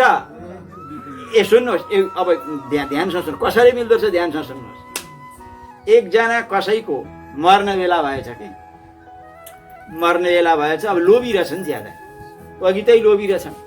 मर्ने बेला भएछ, श्रीमतीले भनिन्छन् महाराज हजुरको प्राण जान आँटो, अब हजुरले धेरै कमाउनु भएको छ, एउटा गाई दान गर्नु न, बैतरणी भनिन्छ। न कहाँको बैतरणी दान गर्ने, पर्दैन दान गर्नु भने बुढाले कराएछ। अब के गर्ने, श्रीमतीको मन त हो, अब मान्दैन, लोभी छन्। अब गाई दान गरेर मान्दैन, मर्ने बेला भइसक्यो। अनि ब्राह्मणलाई गएर ब्राह्मणसँग कन्ट्याक्ट गर्छन्। त्यस कारण छोरी मान्छेले चाह्यो भने त भगवानले पनि जान्दैन। स्त्रिया चरित्रम पुरुषास्य भाग्यम दैवो न जानाति कुतो मनुष्य। सिधै ब्राह्मणका पासमा उनका पुजेका पुरोहित कहाँ गइछन् र भएछन् हाम्रा बाबा साह्रै लोभी छन्, गाई दान गरौँ भन्दाखेरि छैन भन्छन्, गरौँ मानेनन्। म एउटा माटाको गाई बनाउँछु, माटाको गाई बनायो भने त मना गर्दैन, त्यसको पैसा पर्दैन, केही बेला पानी समातिहाल्छ नि त्यसमा चाहिँ। तपाईँ चिन्ता नगर्नु, म माटाको गाई बनाउँछु। श्रीमती बुढी मान्छेले गएर, श्रीमतीले गएर बाहुनलाई कन्ट्याक्ट गरेकी, तपाईँलाई घाटा पर्दैन। तपाईँलाई म के गर्छु भने त्यो माटाको गाईभित्र 1 किलो सुन हाल्छु। तपाईँ त्यो माटाको गाई लिएर तपाईँलाई फाइदै हुन्छ, भित्र त सुन्छ नि त 1 किलो। त्यस कारणले हाम्रा बाबा पनि खुसी हुन्छन्। यसले खर्च गरी पनि भन्दिनन्, अनि त्यहाँदेखि तपाईँलाई नि घाटा हुँदैन, बाबाको कल्याण होला भनेर श्रीमतीले पुरोहितसँग कन्ट्याक्ट गरेर आइन्। अब यता त्यो बुढालाई मान्छेलाई भनिनन् कि म सुन 1 किलो हाल्छु न त मारिहाल्छन् नि, सुन 1 किलो हाल्छु न त गाई गरिहाल्छ भनिनन्। अब भन्ने कुरो नि भएन। अब उनले के गाई त्यो त्यो चिप्ले माटो हुन्छ नि, त्यो चिप्ले माटो चिम्टिया, त्यो माटाको चटक्कसँग गाई बनाइन्, भित्र बाहुनलाई नि फाइदा होस् भनेर 1 किलो सुन चाहिँ हालिछिन् र लिपलाप पारिन गाई जस्तै चटक्क सिङ बनाइन्, पुच्छर पनि बनाइन्। अनि त्यहाँ पतिदेव हजुरले अब गाई दान गर्नु भएन, ब्राह्मणलाई मैले बोलाइरहेको छु, यो माटाको गाई चाहिँ दान गरौँ। ल ल ल पानी समातिहाल्छु म, खुसी भइहाल्यो, अब पैसा नपर्ने चिजमा त लोभी थिए। अब महाराज अब बाहुन पनि बोलाए, बाहुन पनि खुसी छन् नि, 1 किलो सुन पायो भने ऊ त एकदमै आनन्दित छ, कन्ट्याक्ट पहिले गरेकै छ। अब पानी समाइयो, पानी समाएपछि अब बैतरणी दान गरे ब्राह्मणले, त्यो माटाको गाई थिए लिएर गए, भित्र सुन थियो निकाले, ऊ त खुसी नै भए। अब यिनको बैतरणी दान गरेपछि यी मरिहालेछन्। मरिहालेपछि त अब त्यो जीवात्मा त गयो, यात्रा सबैलाई धन सम्पत्ति छोडेर गए। त्यो बैतरणी नदीमा सब पुगे, पुग्ने बेलामा जब पारी तर्ने बेला आयो नि, बैतरणी समातेर त्यहाँ गाई चाहिँ पुच्छर उठाएर आउँछन् अनि च्याप्प समात्दै बैतरणी नदी तर्दै भन्ने गरुड पुराणमा आउँछ नि। अब अरू मान्छेका त यत्रा सिङ गरेका, यति लामो पुच्छर गरेका हृष्टपुष्ट गौ हक्रा गर्दा कराउँदै आए। अब यिनका अगाडि त जस्तो दान गरिएको थियो त्यस्तै आयो, लिखरिक्क माटाको गाई पो आयो। अब माटाको गाई त्यस्तै आज जे गरेको छ त्यही। हे भगवान्, अब माटाको गाई गए मैले यस्तै गरेछु, मैले यस्तै गरे राम्रो हुनेछ, उनलाई पश्चाताप त भयो। अब माटाको गाईको पुच्छर पनि बनाएको थियो, च्यापै समाते छन्। अब बैतरणी नदी पारसार गर्न सुरु भयो। अब त्यो पानीमा, त्यो पानीभित्र के हुन्छ भने माटो त बिस्तारै गल्छ नि त, गल्दै जान्छ, सर्दै जान्छ, गर्दै जान्छ, सर्दै जान्छ। अब माटो त्यो गल्दै गयो, सर्दै गयो, सबै अङ्ग भङ्ग। अब त्यो चाहिँ माटाको त गाई छ, भक माटो तल झर्छ पानीमा। अब गर्दै सुनभित्र रहेछ कि अब त्यो त्यस्तै दान गरेको थियो, भक्लक्क सुनको डल्लो झरो, तीबाट बुढीलाई सरापेछन्, गर्न समन गरिछस् पहिले सुन हालेर भन्दै त्यहाँ डुबेर मरेछ। प्यार से बोलो जय। भन्नाको मतलब के थियो भने अब यिनले त्यस्तै दान गरेको थियो, त्यस्तै मिलो। त्यस कारणले गरिकन त्यो ब्राह्मणलाई दिएको होइन कि, दिन्थ्यो भने अरू बेला पनि दिन्थ्यो नि त। त्यति बेला के त्यो आफूले पाइन्छ भनेर गरेको, त्यो आफूले पाइन्छ भनेर त्यो गरेको। आफूले जस्तो गरो आफूले त्यसले त्यस्तै प्राप्त गर्दछ। प्यार से बोलो जय श्री। अति गाई चाहिँ कस्ती, अब गाई कस्ती हुनु पर्दछ भने 1 बेते 2 बेते, त्योभन्दा बुढी हुनु हुँदैन नि, यहाँ लेखेको छ। बुढी गाई लगाएर बाहुनलाई लगाएर स्याहार्नको हैरान। 2 बेते, अब सानो बात छोस् अरे बाछी साथमा। अनि त्यो गाई कस्ती होस् त, गाई त लु अब चाहिँ दुध धेरै दिने त लु ठिकै छ। बाहुनलाई दिउँसो र मासु कतिखेर 2-4 बजेतिर 12 बजीतिर चिया खान मन लाग्यो भने यसो गर चट्टासँग दुन सक्यो। उस्तै कोही गाई कस्ता हुन्छ नि, बिहान बेलुका दियो, बिचमा दुधेर लिएर गयो भने घुँडै फुकाल्छ। त्यहाँदेखि अब गाई त दियो, अब बाहुनकै घुँडा फुकालिदियो भने के गर्ने। त्यस कारणले गरिकन के छ भने सुशीला, अत्यन्त सुन्दर स्वभाव भयो कि जतिखेर मन लाग्यो त्यतिखेर दुध दिने खालकी, धेरै दुध दिने यस्ती गाई हुनु पर्दछ। ब्राह्मण चाहिँ कस्तो हुनु पर्दछ, गाई त्यस्तै हुनु पर्दछ। लिने चाहिँ कस्तो हुनु पर्दछ, शास्त्रमा लेखिएको छ बुढा बाहुनलाई गाई दान नगर्नु भनेको छ, किनभने मुखभरि दाँत भएका ब्राह्मण होस् अरे। अब मन्त्र पढो, दाँत बत्तिसै छैनन्, अब श्री कृष्ण भन्दा फेरि कृष्ण भनौ, राम भन्दा राम भनौ, उच्चारणै छैन। मन्त्र उच्चारण भएन भने त्यस्ता ब्राह्मणलाई, बुढा त्यो 60-70-80 वर्षका बुढा ब्राह्मणलाई गाई दान नगर्नु। युवेभ्य भनिएको छ। विद्वान, तर ब्राह्मण मात्रै भएर पनि भएन, विद्वान पनि हुनु पर्यो। यस्ता ब्राह्मणलाई गाई दिनु पर्दछ। गाई पय सुनि, अब कपडा ओढाउनु पर्दछ रेशमीको, अनि घाँटीमा यो घन्टी बाँधिदिनु पर्दछ। तामाको चिज चाहिँ यसो पात्रो जस्तो तामाको पिठीमा राख्नुपर्छ। सुनले गाईका सिङमा चाहिँ सुन बाँधिदिनु पर्छ, 2टै सिङमा बाँधिदिनु पर्दछ, बेरु औँठी जस्तो नि, पुरा तारले, सुनको तारले 2टै सिङमा बाँधिदिनु पर्दछ। अनि खुरमा चाहिँ चाँदीका चप्पल लगाइदिनु पर्दछ गाईलाई, यसो गर्नु पर्दछ। अनि घिउ, अनि के गर्नु पर्दछ, घिउको पात्रो, घिउ भरिएको कुनै भाँडो छेउमा राख्नु पर्दछ, तिल भरेको पनि राख्नु पर्दछ। अनि भगवानका प्रसन्नका लागि पोसाक दान गर्नु पर्दछ, इत्यादि सबै आए। अनि गर्दै त्यति गरिसके के गर्नु पर्दछ, प्यार से बोलो जय श्री कृष्ण। श्रीमद् भागवतको किताब दान गर्नु, पुस्तक दान गर्नुपर्छ। सुन्नु, श्रीमद् भागवतम साक्षात् श्रीमद् भागवतम साक्षात् भगवत रूपमद्भुतम। साक्षात भगवानको रूप हो श्रीमद् भागवत। जसले श्रीमद् भागवत दान गर्दछ भने त्यसले सम्पूर्ण आफ्ना कुल 21 कुल के कति हो कोटि कुललाई भगवानका धाममा पुर्याउँछ। श्रीमद् भागवतको दान गर्नुपर्छ। श्रीमद् भागवतको दान गर्यो भने त्यो व्यक्ति आफ्ना करोडौं कुललाई उद्धार गरेर विमानमा चढेर भगवानका गोलुक धाममा जान्छ। त्यसको ठुलो महिमा बताइएको छ। यसो गरिसकेपछि अब त्यो पुस्तक दान गर्दा कसरी गर्नुपर्दछ ध्यानसँग सुन्नुहोस्। तस्मात् यत्नेन तद्देयम् वैष्णवायादि जन्मने शम्भुष्य वस्त्रभूषादि हेम सिंहासन स्थितम्। अब के गर्नुपर्दछ भने वैष्णवलाई नि गरिदिनुपर्छ अरे हो। त्यसमा चाहिँ यो भागवतको किताब सिंहासनमा राखेर सकिन्छ भने सुवर्णको सिंहासन, त्यो छैन भने चाँदीको सिंहासन, त्यो सकिँदैन भने पित्तलको सिंहासन, जेमा भन्छ त्यो छैन भने टेबल इत्यादिमा राखेर टेबल सहित भागवत सहित ब्राह्मणलाई पुरा भागवत दान गर्नुपर्दछ। त्यसो गरियो भनेदेखि त्यसले अनि त्यति दान गरेपछि के दान गर्नुपर्दछ भने मालपुवा दान गर्नुपर्दछ। भोलि भक्तवत्सल भगवानको कतिवटा भने 30। अब त्यो थाल पनि किन्नु पर्दछ। त्यो थाल कमसे 250 को हो सर एउटा। 30 वटा थाल चाहिए एक दिनको। अब त्यो अब यहाँ भन्दैछु 30 दिनको 30 वटा थाल, 30 वटा एउटा थालमा 30 वटा मालपुवा। भोलि भक्तवत्सल भगवानको अब त्यसलाई चाहिँ धागाले बेरेको हुनु पर्यो। त्यसमा जति छिद्र छन् त्यति चाहिँ त्यो बाँध्दाखेरि त्यो भित्र चाहिँ छिद्र हुन्छन् नि। मालपुवा बनाउने ढङ्ग त्यो कस्ता मालपुवा हुनुपर्छ भने त्यो पनि वर्णन छ। चटक्क परेका बिचमा छेद भएको होस्, त्यस्तो छेद भएका मालपुवा बनाउनु अरे। त्यसमा जति छेद छन् त्यति वर्ष त्यो भगवानका धाममा वैकुण्ठमा बस्न पाउँदछ। अन्तिममा गएर योगीले प्राप्त गर्ने योग्य वैकुण्ठमा धाममा जान्छ। अथवा यो मालपुवा त्यत्रो बनाउने कहाँ कसरी ल्याउने त्यो सकिएन भने 30 वटा थाल 30 वटा अब त्यत्रो थाल 250 को एउटा थाल 30 वटा थाल कहाँबाट ल्याउनु बिचाराले। शक्ति छैन भने एउटैमा पनि हुन्छ, शक्ति छ भने मात्रै। अथवा त्यो सकिँदैन, यो कहाँबाट झन्झट गर्ने है, कहाँबाट ल्याउनु के गर्नु भन्ने त्यति लाग्छ भने के गर्नु भने जति त्यो मालपुवा बनाउने सामान हुन्छ त्यो थालमा राखेर अझै जेमा राखेर थालमा त थालमै राख्नु पर्यो। त्यो कच्चै सामान ब्राह्मणलाई दिँदा पनि हुन्छ। यहाँ लेखेको त सुन्नुहोस्। अथवा कोही ब्राह्मण नखाइदिने पनि हुन्छ। अब काँचै त आफ्नै हिसाबले पकाएर खान्छन् नि त। यहाँ के यहाँ भनेको छ भन्नुहोस् तपाईँहरू। अथवा पुपसामग्रीम अपक्वाम सफलाम परम।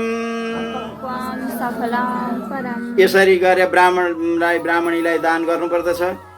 यसरी गरिसकेपछि भगवान परमात्मा यी ब्राह्मणी भगवान श्याम सुन्दर साथ ब्राह्मण हुन्, ब्राह्मणी राधिका हुन् भन्ने यो भावनाले उनीहरूलाई भोजन गराउनु पर्दछ है। मिठो चिज बनाउनु पर्दछ। के भनिएको छ भने अङ्गुर खुवाउनु पर्दछ, कदली खुवाउनु पर्दछ, आँप खुवाउनु पर्दछ, घिउमा पाकेका अनि फुलौरा मजाका 00 पिरो पारेका अनि घिउमा अनि सक्खर इत्यादि काँक्रा अनेक प्रकारका अचार अनि भक्ष्य भोज्य लेह्य चोष्य इत्यादि चाहिँ ब्राह्मणलाई भोजन गराउनु पर्दछ।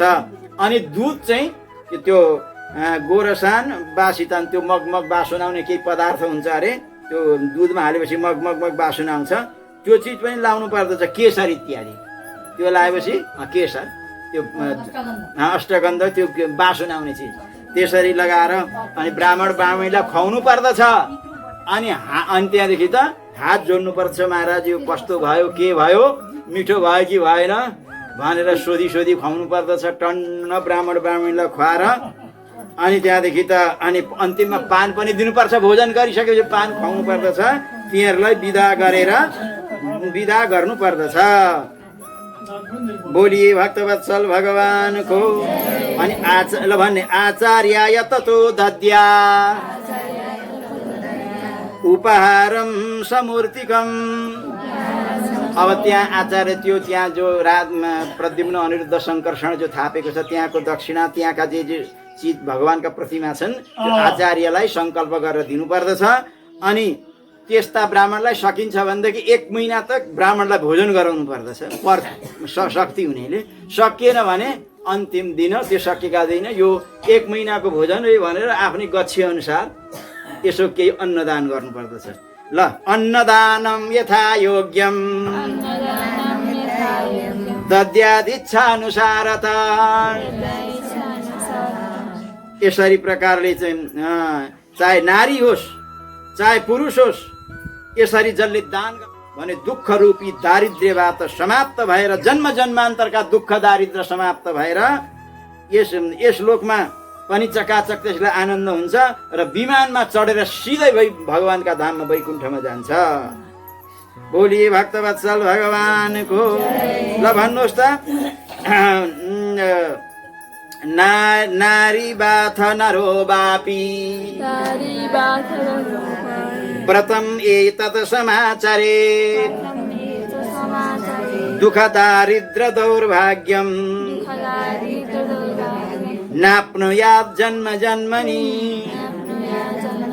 त्यस कारणले गरिकन भगवानले शक्ति अनुसार जे दिएको छ त्यो गर्नु पर्दछ। एकजना लोभी मान्छे रहेछ अरे कि लोभी मान्छे पुराण सुन्न गएछ अरे। पुराण सुन्न गएछ लोभी रहेछ सामाजिक पुराण हुँदै रहेछ। हो फुल चढाए त ठिकै छ यो पैसा चढाउनु चाहिँ गडबड हो। पैसा पो चढाउनु गएको छ मनमा ढ्याङ्ग्रो बजिहालेछ।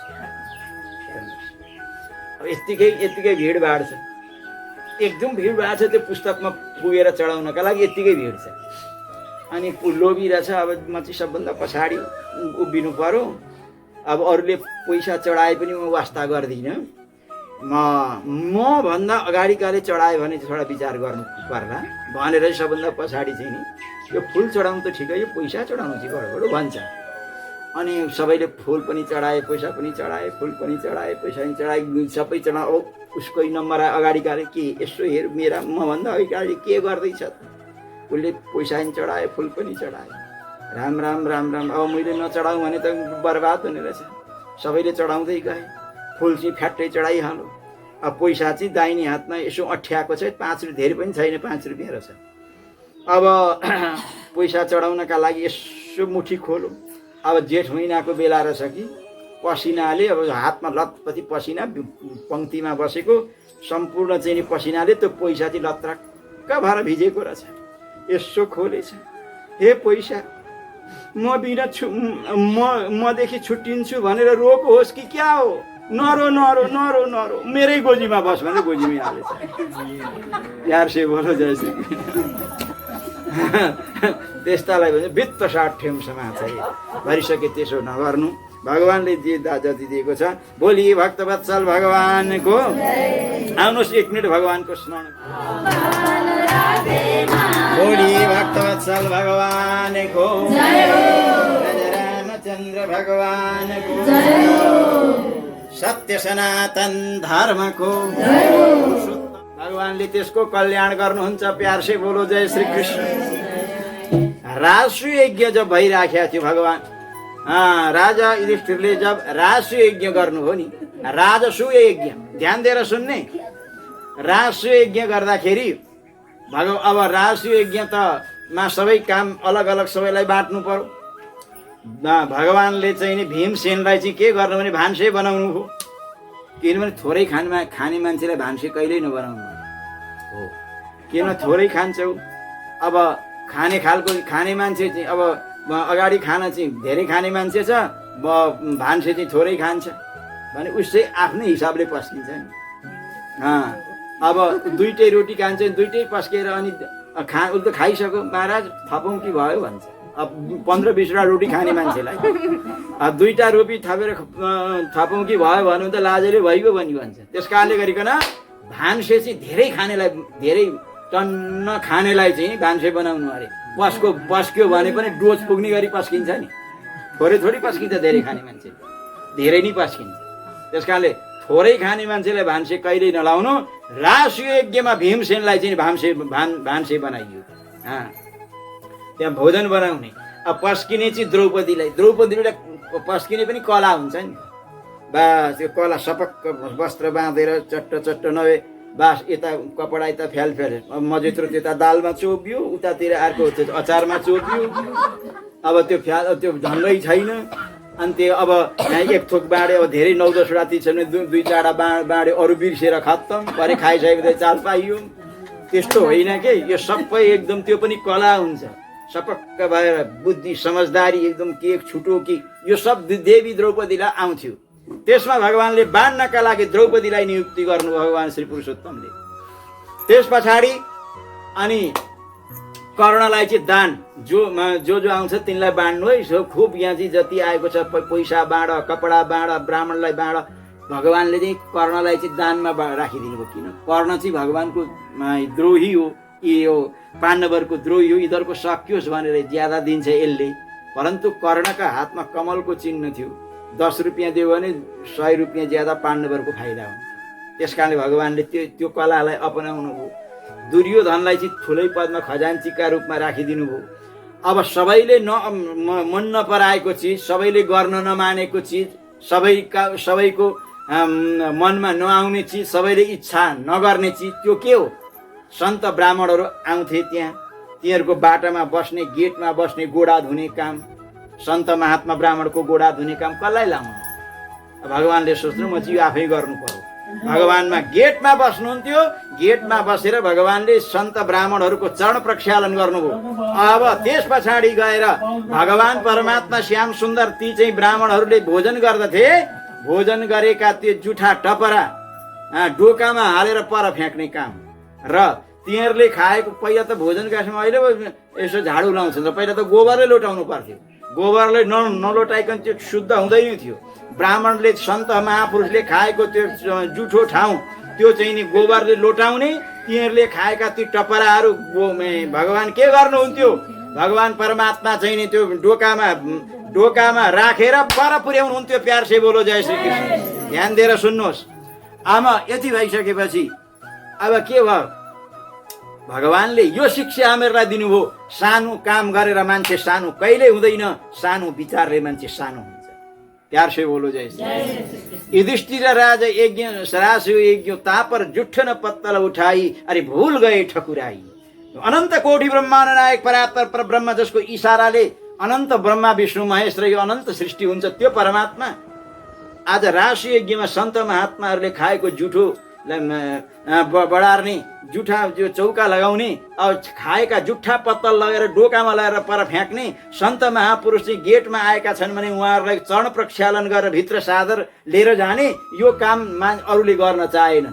भगवानले हामीलाई यो शिक्षा प्रदान गर्नुभयो। सानो काम गरेर मान्छे सानो कहिले हुँदैन, साना विचारले मान्छे सानो हुन्छ। प्यार से बोलो जय श्री कृष्ण। अब यहाँ अग्र पूजा हुने बेला भयो। अब अग्र पूजा कसको गर्ने त यहाँ? अब कसैले भने पराशरको गर्ने, कसैले भने व्यासको गर्ने, कसैले भने सुखदेवको गर्ने, कसैले भने सनकादिको गर्ने, कसैले भने जनकादिको गर्ने। यति अन्योल भयो। कसको गर्ने त?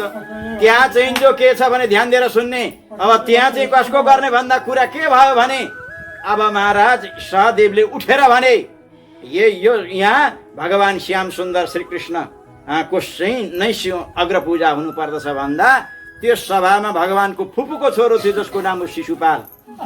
ध्यानसँग सुन्नु, यो शिशुपाल भगवान फुपूको छोरो थियो। यो जन्मिँदाखेरि 4वटा हात भएको थियो, 3टा आँखा भएको थियो।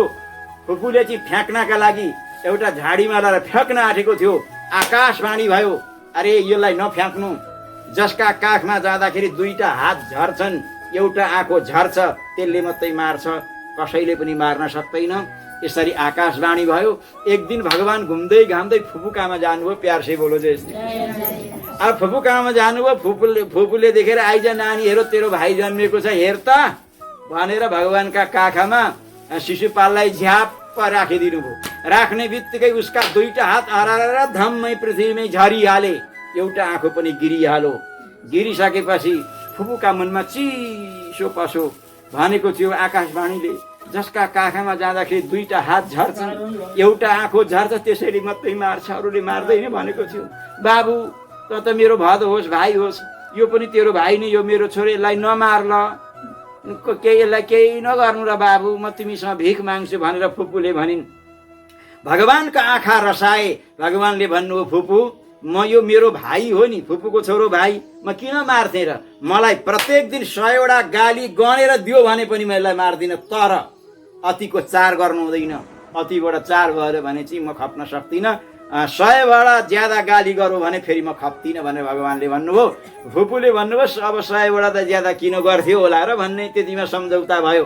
आज त्यही भगवान्को फुपूको छोरो शिशुपाल त्यो भारी सभामा त्यो राजयज्ञमा थियो। त्यो भगवान्लाई दिनमा 100वटा गाली दिएर मात्रै पानी खान्थ्यो सधैँभरि। यस्तो महापापी। एकाएक अब त्यहाँबाट जुरुक्क उठो। अब भगवान् श्याम सुन्दर त्यतिखेर ब्राह्मणहरूलाई चरण प्रक्षालन गर्ने। चरण प्रक्षालन गरिसके अब ठन्डीको महिनामा तातो पानीले चरण प्रक्षालन गर्नुहुन्थ्यो। अनि ब्राह्मण र साधुका चरणलाई आफ्ना पिताम्बरले पुछ्नुहुन्थ्यो अनि उहाँहरूलाई पूजा गर्नुहुन्थ्यो ब्राह्मण र साधुलाई भगवान्ले। अनि लगेर अग्रासनमा राख्नुहुन्थ्यो। त्यो काम गरिरहनु भएको थियो। अब यता पारित भयो कि भगवान् श्याम सुन्दरको पूजा हुन्छ भनेर। अब भगवान् श्याम सुन्दर त हुनुहुन्न त्यहाँ। कहाँ हुनुहुन्छ पुरुषोत्तम भगवान् श्याम सुन्दर भन्दाखेरि भोजनालयमा सन्त ब्राह्मण आउने जानेको सेवामा तल्लिन्छन्। ती महात्मा, ती जटाधारी, ती ज्ञानी, ती विमलात्मा, ती महात्मा, ती सन्त, ती महापुरुष भित्र प्रवेश गर्ने गेटमा भगवान् घडामा त्यो सूक्ष्म जल, अलिअलि तातो पानी, ज्यादा तातो पनि होइन ठन्डी पनि होइन, ठिक्कको पानी लिएर बस्नुहुन्छ। ब्राह्मण सन्त भित्र प्रवेश गर्नुहुन्छ। प्रवेशको द्वारमा भगवान् चरण प्रक्षालन गर्नुहुन्छ। अर्जुन आए बोलाउन, महाराज तपाईँ हिँड्नु न, हजुरको अग्र पूजा हुन्छ अरे। सहदेवले भनेका छन् यो पारित भएको छ, आकाशबाट पुष्प वृष्टि पनि भएको छ, तपाईँको समर्थन त जाउँ। भगवान्ले भने मलाई फुर्सद छैन यहाँ। उहिले सन्तको सेवा कसले गर्छ यहाँ? ब्राह्मणहरूको चरण प्रक्षालन कसले गर्छ यहाँ? यहाँ उनीहरूले खाएको कसले जुठो उठाउँछ यहाँ? पात ती टपरा खाएका जुठा पत्ता कसले उठाउँछ यहाँ? उहाँहरूले खाएको लोटाउँछ कसले यहाँ? म जान्न। अर्जुनलाई भगवान्ले हकारेर पठाइदिनु। भीम अनि त्यहाँदेखि त युधिष्ठिरलाई पनि भने, कसैले भने मान्नु भएन। भीमले भने म लिएर आउँछु भने। भीम सिधै आए, जुङ पनि भनेनन् कि। भगवान् श्याम सुन्दर जब ब्राह्मणहरूका चरण प्रक्षालन गर्दै हुनुहुन्थ्यो, करुवा हुन्छ नि त्यो एउटा टुटी भएको, त्यसले चाहिँ पानी हालेर चरण प्रक्षालनमा संलग्न हुनुहुन्थ्यो मेरो भगवान्। त्यतिखेरै भीमले च्याप समातेर काखीमा दबाइहाले भगवान्लाई। अनि भगवान्लाई बोकेर हिँडे।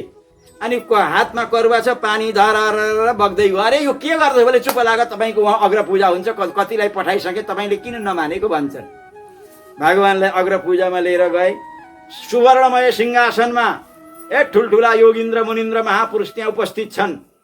त्यस दिव्य स्थानमा सुवर्णमय सिंहासनमा भगवान् पुरुषोत्तम श्रीहरिलाई त्यहाँ विराजमान गराइयो। अग्र पूजा व्यास सनकादि जनकादि महापुरुषहरूले त्यहाँ भगवान् श्याम सुन्दरको, श्री पुरुषोत्तम भगवानको, श्रीहरिको त्यहाँ पूजा गर्नका लागि तम तयार भए। त्यतिखेरै त्यो भगवानको फुपूको छोरो बनाउँदो, जसलाई शिशुपाल भनिन्छ, त्यसलाई चाहिँ यस्तो ज्वरो आयो त्यहाँ। त्यो देखेर एकदमै दिमाग चाहिँ एकदम सट भए जस्तो भयो। एकदम जुरुक्क उठो, हात यसरी चलाउँदै उठो। यहाँ भएका यत्रा यी सनकादि जनकादि, यी जटाधारी सठाधारी लठाधारी ज्ञानी मुनि सन्त अमलात्मा विमलात्मा बसेका छन्। यिनीहरूको पनि बुद्धि सुइठायो। यिनीहरूको यस्ता महापुरुषको पूजा नगरेर यस्ता ग्वालाको पूजा गर्ने? अरे यो पहिला चाहिँ के अरे वसुदेवको छोरो भन्छ, अब कहिले चाहिँ नन्दको छोरो भन्छ। बाबुआमाको पता छैन, कसैको हल्ला नगरौँ न बिचमा। अनि त्यहाँदेखि बिर्सिन्छ के कथा नबोलिकन बस्नु। बाबुआमाको पता छैन, यस्तालाई अग्र पूजा? मामाको हत्यारो, मामालाई मारो, त्यसको प्रायश्चित्त गरेको छैन, यस्ताको अग्र पूजा? जातिमा पनि तल, कर्ममा पनि तल, बेविचारी, दुनियाँ गोपिनीहरूलाई रास रचाउँदै हिँड्ने, जसको चाहिँ चरित्र ठिक छैन, त्यस्ता व्यक्तिको अग्र पूजा? राम राम राम राम राम। यो कस्तो भगवान्लाई, अग्नि भगवान्लाई दिन आँटेको पायस खिर कुकुरले खाँदाखेरि कस्तो अशुद्ध हुन्छ, यो अग्र पूजा, यो सभा त्यतिकै अशुद्ध भयो भनेर चाहिँ बुरुक 3 फुट उफ्रिँदै भगवान्लाई गाली गर्दै गर्छ। पाण्डवहरू रिसाएर राता भइसके। भीम अनि भगवान् श्रीकृष्ण चाहिँ यसो छेस्काले यसो कोर्दै हुनुहुन्छ। भीमले भने, महाराज यस्तो तपाईँलाई गाली दिइराखेको छ, तपाईँ चाहिँ कोरेर के बस्नुहुन्छ? या त हामीहरूलाई मलाई आज्ञा दिनुहोस्, म त्यसको गदाले अहिले टाउको फुटाइहाल्छु, होइन भन्दै केही चाहिँ गर्नुहोस्। भगवान्ले भन्नुभयो मजाले भैया भीमसेन बुद्धिबाट काम लिनुपर्छ, यो मेरो फुपूको छोरो हो। प्यार से बोलो जय श्री कृष्ण। यो मेरो फुपूको छोरो, मैले फुपूलाई आदेश दिएको छु, वचन दिएको छु, मेरो फुपूको छोरो हो, यसले मलाई प्रत्येक दिन गनेर पनि 100वटा गाली दियो भने पनि म यसलाई मार्दिनँ भनेको छु। त्यस कारणले गरिकन म गन्दैछु, कतिवटा भयो भनेर गन्दैछु। भगवान्ले गन्दै जानुभयो, त्यो गाली दिँदै जाँदैछ, भगवान्ले गन्दै जानुभयो, त्यो गाली दिँदैछ, फेरि भगवान्ले गन्दै जानुभयो, त्यो गाली दिँदैछ। जय 100वटा समाप्त भयो, 100 गाली भइसके। 100बाट 1 ज्यादा हुने बित्तिकै भगवान्ले सुदर्शन चक्रको आह्वान गर्नुभयो। सुदर्शन चक्रलाई भगवान्ले प्रेरित गर्नुभयो। सिधै जाज्वल्यमान तेज धप धप धप धप धप धप धप बलेको तेजले युक्त भएको सुदर्शन चक्र सारा संसारलाई जगमग पार्दै गएर शिशुपालको शिर स्वाट छेदन गरियो। त्यतिखेर यहाँ के लेखिएको छ भने व्यासजी महाराज भन्नुहुन्छ त्यतिखेर भगवानमा त्यो शिशुपालको तेज गएर भगवानमा समावेश भयो, अर्थात् त्यो भगवत धाम गयो। बोलिए भक्तवत्सल भगवानको। तर त्यहाँ युधिष्ठिरजी बसेका थिए त्यो सभामा। युधिष्ठिरजी नारदजी महाराज पनि बस्नु भएको थियो। नारदजी महाराजसँग युधिष्ठिरले प्रश्न गर्नुभयो, महाराज यो शिशुपाल जो भगवानका धाममा गयो यसको यो मुक्त भयो, यो मुक्त किन भयो? यसले त 100 करोड वर्ष चाहिँ नरकमा गएर बस्नुपर्ने, यसले भगवानलाई गनेर गाली दिएको छ। त्यस कारणले गरिकन यसको मुक्ति किन भयो? पहिला त तपाईँहरूको म यस कुरामा ध्यान आकर्षण गराउन चाहन्छु। भगवानले राम अवतारमा यो कुम्भकर्णलाई र रावणलाई चक्रले मार्नु भएन। ध्यान दिएर सुन्ने। हिरण्यकश्यपुले नृसिंहले पनि हिरण्यकश्यपुलाई मार्दा चक्रले मार्नु भएन। बरा भगवानले हिरण्याक्षलाई मार्दाखेरि चक्रले मार्नु भएन। तर कृष्ण भगवानले चाहिँ नि शिशुपाललाई मार्दा चक्रले किन मार्नुभयो? कारण के छ? ध्यान दिएर सुन्नुहोस्। चक्रले मारिसकेपछि, चक्रको सम्बन्ध भइसकेपछि त्यसको पुनर्जन्म हुँदैन। यो ध्यान दिएर सुन्नुहोस्। त्यस कारणले राम अवतारमा रावणलाई भगवानले चक्रले मारेको भएदेखि अर्को जन्म लिनु छ शिशुपालको, त्यो वैकुण्ठ जाइहाल्थ्यो, त्यसको उद्धार भइहाल्थ्यो। त्यस कारण अर्को जन्म हुने थिएन। जय विजयले न यिनलाई चाहिँ सनकादिले जय विजयलाई श्राप दिएको थियो, तिमीहरू 3 जन्म ल्याऊ भनेर, राक्षस हो भनेर चाहिँ श्राप न दिएको हो यिनीहरूलाई। हिरण्याक्ष, हिरण्यकश्यपु, रावण, कुम्भकर्ण अनि शिशुपाल र दन्तवक्र, यसरी यो तेस्रो योनि हो, तेस्रो यो जीवन हो उनीहरूको। त्यस कारणले भगवानले अरूलाई, रावण र कुम्भकर्णलाई हिरण्याक्ष र साक्षात हिरण्यकश्यपुलाई भगवानले सुदर्शन चक्रले मार्नु भएन। किन?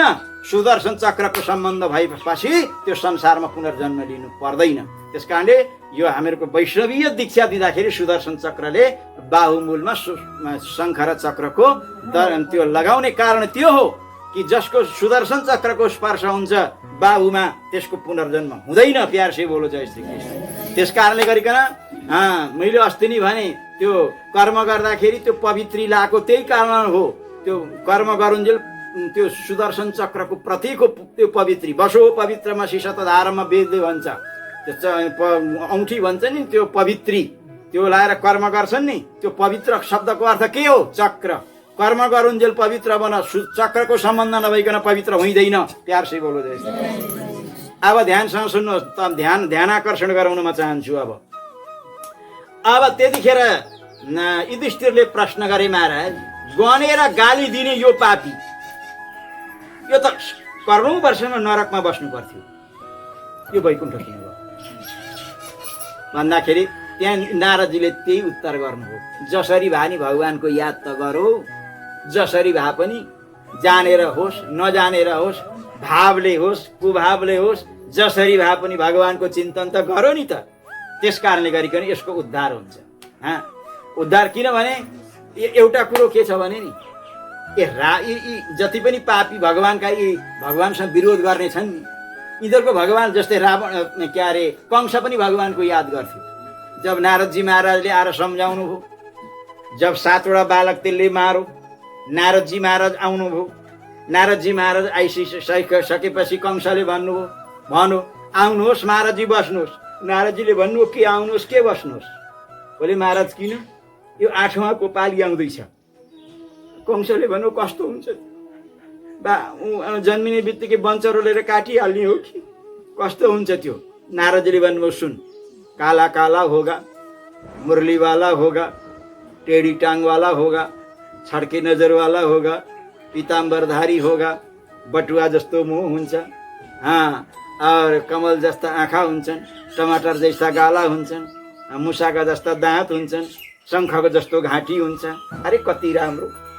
बस यति भनिदिनु नारदजी। नारदजी जाइहाल्नु। कंस त जतिखेर पनि कालो कालो हुन्छ, मुरलीवाला हुन्छ भन्छ। भोजन गर्न बसेछ कि अब यसो हेरेछ त्यो दालचिनी जिराले जानेको रहेछ। कालो माथि उठाएर दालै खाएन, हटा हटा। सम्विषम तिष्ठन भुन्जान पर्यटन महिन। जतिखेर नि भगवत चिन्तन, भगवानको चिन्तन त हुन्थ्यो, तर प्रेम भावले होइन, द्रोह भावले हो। द्रोह भावले, द्वेष भावले। परन्तु एउटा कुरो तपाईँलाई बताउँ म, त्यो कुरो के हो भने नि प्रेम भावले जति भगवानको चिन्तन हुन्छ त्योभन्दा ज्यादा द्वेष भावले ज्यादा चिन्तन हुन्छ। तपाईँसँग तपाईँका जीवनमा प्रेमीको त्यति सम्झाउन आउँदैन जति शत्रुको सम्झना आउँछ। तपाईँ हो त्यसको चाहिँ झलझली एकदम याद आइरहन्छ। लेकिन द्वेष भावले त्यही भगवानसँग भगवानको याद गर्दछन् जसको बाहुमा दम हुन्छ। हो प्यार से बोलो जय श्री कृष्ण। सबैले गर्न सक्दैन। अब के छ, यति भइसकेपछि यो शिशुपालको उद्धार भयो। यो पहिला जन्ममा साक्षात हिरण्यकश्यप थियो। प्रहलादजीलाई निमित्त मानेर चाहिँ नि प्रहलादजीलाई निमित्त मानेर नृसिंहसँग द्रोह गरो। अब प्रहलादजीलाई निमित्त मानेर साक्षात कसरी द्रोह गरो भन्दाखेरि भन्नुहुन्छ, जब हिरण्याक्षले बरा भगवानले हिरण्याक्षलाई मारिसकेपछि त अब हिरण्यकश्यपले आपतकालीन मिटिङ गरायो। प्यार से बोलो जय श्री कृष्ण। आपतकालीन मिटिङ गरायो। मिटिङ के गरायो भने यो विष्णुले मेरा भाइलाई मारो, यो अपराधी रहेछ। अब के गर्ने भन्दै सबैलाई सम्झायो बुझायो। संसार यस्तै हो, तिमीहरू चिन्ता नगर, म तपस्या गर्न जान्छु। तपस्या गरिसकेपछि त के गर्छु भने विधाता ब्रह्माजीको यो संविधान छ नि, विधाता ब्रह्माजीको संविधान गडबड छ, म त्यसलाई परिवर्तन गराउँछु। सब गडबड छ, म तपस्या गर्न जान्छु। विधाता ब्रह्माका संविधान के छ? पापी जति नरक जाने, धर्मात्मा स्वर्ग जाने। म यस्तो संविधान चेन्ज गर्दछु, धर्मात्मा जतिलाई नरक पठाउने, पापीलाई स्वर्ग पठाउने। म त्यस्तो संविधान बनाउँछु। यो विधाता ब्रह्माले बनाएको संविधान भएन। अब यो विष्णुको खैलो उतार्नु छ भनेर चाहिँ तपस्या गर्नका लागि हिरण्यकश्यप जङ्गलतिर गयो। सिधै जङ्गलमा गयो। प्यार से बोलो जय श्री कृष्ण। जङ्गलमा गइसकेपछि अब देवर्षि नारद सिधै जानुभयो ब्रह्मलोक। ब्रह्मलोक पुगेपछि ब्रह्माजीले भन्नुभयो आउनुहोस् नारदजी बस्नुहोस्। नारदजीले भन्नुभयो के आउनुहोस् के बस्नुहोस्? बोले गडबड छ। बोले कस्तो गडबडी? हिरण्यकश्यप तपस्या गर्न जाँदैछ। अरे महाराज दुनियाँ तपस्या करती है, के आपत्ति छ? महाराज त्यसको राम्रो छाँडकाँड छैन, तपाईँको संविधान ठिक छैन, तपाईँको संविधानमाथि प्रश्न चिन्ह खडा छ। ब्रह्माजीले भन्नु सबै थोक दिन सकिन्छ, लेकिन संविधान सभा दिन सकिँदैन, त्यो कहाँ चेन्ज गर्न सकिन्छ? त्यसो भनेदेखि ऊ त तपाईँको संविधान भएन भनेर अर्को शक्तिको सञ्चय गर्छ, सत्ताको परिवर्तन हुन्छ। शक्तिको सञ्चय नभइकन सत्ताको परिवर्तन हुँदैन। हाम्रो नेपालमा यो उथल किन आयो भनेदेखि शक्तिको सञ्चय माओवादीले गर्यो, अनि त्यो 62-63 जनआन्दोलन भयो। शक्तिका अगाडि राजाले नि झुक्नु पर्यो। प्यार से बोलो जय श्री कृष्ण। शक्तिका अगाडि सत्ता पनि परिवर्तन हुन सक्छ। अब के भयो? अब चाहिँ अब विधाताले भन्नुभयो अब तपस्या गर्दैछ, ल त्यसो भने शक्ति सञ्चय नै गर्न नदिउँ। शक्ति सञ्चय भएन भनेदेखि सत्ता परिवर्तन हुँदैन, सत्ता परिवर्तन भएन भने संविधान पनि परिवर्तन हुँदैन भनेर विधाता ब्रह्माले भन्नुभयो, हे बृहस्पति गुरु तपाईँ जानुहोस्, हिरण्यकश्यप जहाँ तप गर्दैछ, तप गरेका बेला त्यसलाई चाहिँ नि के गर्नु भनेदेखि यो तप गर्ने नदे विघ्न डाल्नुहोस्। हिरण्यकश्यप गयो तपस्या गर्नका लागि सिधै जङ्गलमा। अब तपस्या त भङ्ग गर्नु छ नि। जुन वृक्षका फेदामा बसेर हिरण्यकश्यप तपस्या गर्न सुरु गर्यो त्यसै वृक्षका सिधै माथि देवगुरु बृहस्पति सुगा बनेर आउनु। सुगा अब के छ, अब यसले हिरण्यकशिपु त ब्रह्मालाई मात्रै मान्थ्यो, विष्णुलाई त द्वेषै गर्दथ्यो। अब सुरु गरौँ, ब्रह्मणे नमः ब्रह्मणे नमः ब्रह्मणे नमः भजन चालु भयो। अच्छा, एउटा कुरो तपाईँलाई बताउनु, त्यो के छ भने जो कुरो तपाईँका जीवनमा कमजोर पक्ष छ नि, त्यो कमजोरी पक्ष कुनै तपाईँका शत्रुले चाल पायो भने त्यो कमजोरीपनालाई इस्तेमाल गरेर तपाईँलाई ज्यादा कमजोर गर्न सक्छ। हो, अच्छा, हिरण्यकशिपुका जीवनमा के छ भने एउटा कमजोरी पक्ष छ उसको जीवनमा। के छ कमजोरी पक्ष? शत्रु विष्णुको नाम नारायणको नाम कहीँ सुन्यो भने कानैभित्र पसेको भने यसो यसो गरेर निकाल्छ। त्यस्तो नफरत के भगवान्का नामदेखि। अब तल बसेर ब्रह्माजीलाई चाहिँ मान्थ्यो, ब्रह्मणे नमः ब्रह्मणे नमः ब्रह्मणे नमः भजन चालु। अब माथि बसेर माथि आउनुभयो भुर्र उडेर को देवगुरु बृहस्पति। अब शक्ति सञ्चय हुनबाट वञ्चित गराउनु छ नि, माथि बसेर के गर्नु भने तपाईँहरू भन्ने नि, जय श्रीमन्नारायण भज श्रीमन्नारायण जय श्रीमन्नारायण नारायण। प्रथमै गाँसे मक्षिका पात भनेको के? तपाईँलाई टन्न भोग लाग्यो, भोग के कसेर लागेको थियो। अब घरमा पनि त्यो दिन केही उत्सव, त्यो केही श्राद्ध रहेछ, भोकले कसेर आउनुभयो। तपाईँ छाँटाको दाल पकाएको रहेछ, मसिना चामलको भात पकाएको छ, भर्खर खारेको घिउ मग बासुन आएको, धुलेको अचार जिरो पिरो पिरो पारेर अनि अब फुलौरा सोरौरा मजाले बनाएका, ध्यानसँग सुन्नु नि, एक रातै गई चट्टसँग राखेको। अब तपाईँलाई भोक लागेको थियो कसेर कि, अब त्यो छाँटाको दाल र थोडा घिउ धुली अचार लाएर चाहिँ मजाले मुसेर पहिलो घाँस मुख बाउनु भयो, भोक मजाले लाग्यो त मुख बाइहालेछ। गरेर घाँस हाल्नुभन्दा त घाँस हाल्नुभन्दा पहिला उड्दै गरेको झिँगो स्वाट मुखमा परेछ। कस्तो जनक रिस उठ्छ है, त्यस्तो भयो।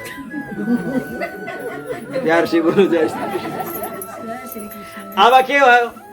अब चाहिँ भन्नु राम राम राम राम। प्रथमै घाँसे मक्षिका पात, पहिल्यै घाँसमा चाहिँ यो झिँगो पर्यो।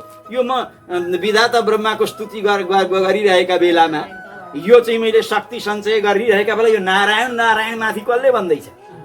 यसो हेर, सुया जस्तो छ, यसो मजाले हेर्छ। मान्छे त होइन, मान्छे जस्तै बोल्छ।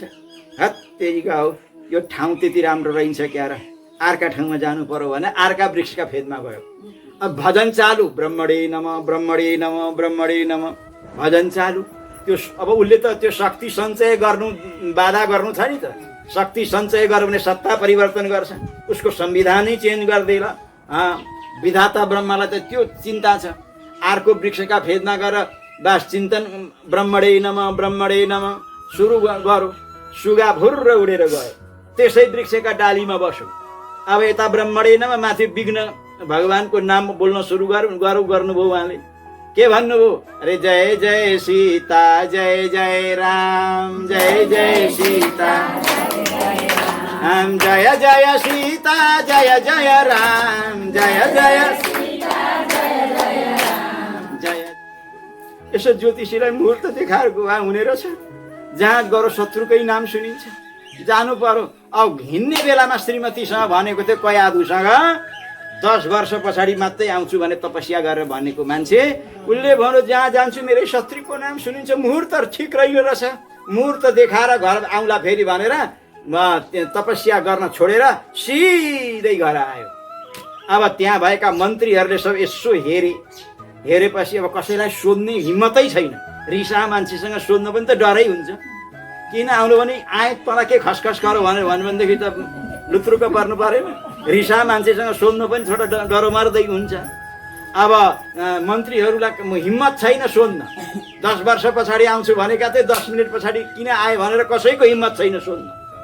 न प्रधानमन्त्रीको छ, न कोही सिडिओको छ, कोही प्रशासनको छ, कसैको छैन। अनि सबैले गएर श्रीमती र कयादुलाई गएर भने, महारानीजी महाराज त 10 वर्ष पछाडि आउँछु भनेर गएका थिए, 10 मिनटमा आउनु, हामीहरूलाई साह्रै डर लाग्छ, सोध्न सक्दैनौँ। तपाईँ त पत्नी हुनुहुन्छ, सोध्न सक्नुहुन्छ नि। कयादुले भने डर त मलाई पनि लाग्छ, थोडा चेष्टा गरी हेर्छु। उनको दिमाग ठन्डा छ कि गर्मी छ, दिमाग त विचार गर्नु पर्यो नि त। अब कहीँ गलेर आएका छन् थकेर आएका छन् भनेदेखि केही भने कर कर गर भने बसिहाल्छन् नि फेरि मूड कस्तो छ भावना कस्तो छ उनको चाहिँ दिमाग कस्तो छ त्यो सबै सोचेर गरेर कुरा राख्नु पर्यो म पहिला हेर्छु अनि मात्रै कुरा गर्छु भनिन् उनले प्यार से बोलो जय श्री कृष्ण अब कयाधुले गएर हात जोडेर भनिन् पतिदेव हजुर कसरी बोल्नु तपाईँदेखि त देउता पनि डराउँछन् होइन अरू के बाफ्रे बाप गर्मी त गर्मी नै रहेछ परन्तु केही न केही म फकाउने चेष्टा गर्छु भने अनि आज जो नोकर चाकर थियो नि भोजन बनाउने उनले भने आज तिमीहरू बन्द गर भोजन म बनाउँछु मिठो मिठो मिठो पतिदेवलाई के मिठो हुन्छ उनलाई सोध्नु छ नि त मिठो मिठो भोजन म बनाउँछु उनलाई के मनपर्छ म बनाउँछु आज तिमीहरूलाई छुट्टी अब कयाधु आज गइन् भित्र भोजन बनाउन उनलाई के मन पर्थ्यो कस्तो कस्तो मन पर्थ्यो के चिज मन पर्थ्यो पहिला खुसी पार्नु पर्यो अनि नै सोध्नु पर्यो रिसा मान्छेलाई एकाएक सोधो भने पनि त्यसै माथि बर्स्यो भने आपतै छ अब महाराज मिठो मिठो पुवा पकौडा बनाइन् अब हिरण्य कश्यपलाई ती गरमा गरम पिरो जिरो पिरो हालेको पकौडा ज्यादा मन पर्दो रहेछ अब थपक्कन चाहिँ हिरण्य अब भोजन गर्ने बेला भयो भोजन गर्ने बेलापछि ल्याएर पानी दिन् लोटामा ठ्याक्क लो अब जाउँ पतिदेव भोजन गर्ने बेला भयो भित्र भोजनको तयारी गरिन् अब पानी ठ्याक्क एउटा सिनको पनि हाल्ने चलन थियो नि पहिला अब यसरी त्यसरी गरेपछि पो अनि त्यसलाई कहाँ रिस उठ्छ अब आजकलको ए खाना आउने भए आउनु है नभएदेखि राखिदिएर खाउँला नि भने झगडा हुँदैन प्यार से बोलो जय श्री कृष्ण खाने भए आऊ नभएदेखि म खाए राखिदिउँला त्यसो भयो नभएदेखि महाभारत भइहाल्ने अब त्यो सब अब पतिदेव खतरनाक छन् भने त्यही अनुसारको व्यवहार गर्नु पर्यो नि त अब महाराज पानी ल्याउने थिए महाराज उनले के भने पतिदेव भोजनको बेला भइसक्यो अब सवारी होस् प्रसाद भोजन लिनु भनेपछि अब त्यहाँ झगडा गर्ने कुरो आयो त खान्छौ भने खाऊ नभएदेखि म खान्छौ झगडा हुँदैन थियो त्यहाँ त्यो बोलीको पनि त संयमता हुन्छ अब यति भइसकेपछि भोजन गर्नका लागि गयो यसो हेरौँ के पहिला भोजन उसलाई जो मन पर्थ्यो नि त्यही भोजन बनेको रहेछ राता राता पकौडा गरमा गरम जिरो जिरो पिरो पिरो पारेका उसलाई जस्तो जस्तो मन पर्थ्यो सबै त्यस्तै अब महाराज पहिला तातो पकौडा त्यो जिरो बिरो पालेको स्वाट्ट मुखामा हाल्ने बित्तिकै यसो हेरिन् कयाधुले आधा रिस त एउटा पकौडाले नै समाप्त पारिहाल्यो किनभने मिठो मिठो भोजन बनाएर दिएपछि पतिदेवले दुई हातले आशीर्वाद त्यो क्रोध त कहाँबाट जान्छ अब हेर्नुहोस् त कोही भन्छन् यस्ता छन् उस्ता छन् पहिला फकाउने ढङ्ग हुनु पर्यो नि प्यार से बोलो जय श्री कृष्ण अब के भयो ध्यानसँग सुन्नुहोस् अब यति भइसकेपछि अब चाहिँ हात जोडेर के भन्छ अब त्यो पकौडाले नै रिस त उतारिहाल्यो पतिदेव अनि हजुर कति नरम भाइ अब के हो भन्थ्यो अहिले हजुर भन्छ त्यो पकौडाले आधा रिस त समाप्त पारिदिइहाल्छ कहाँ लगो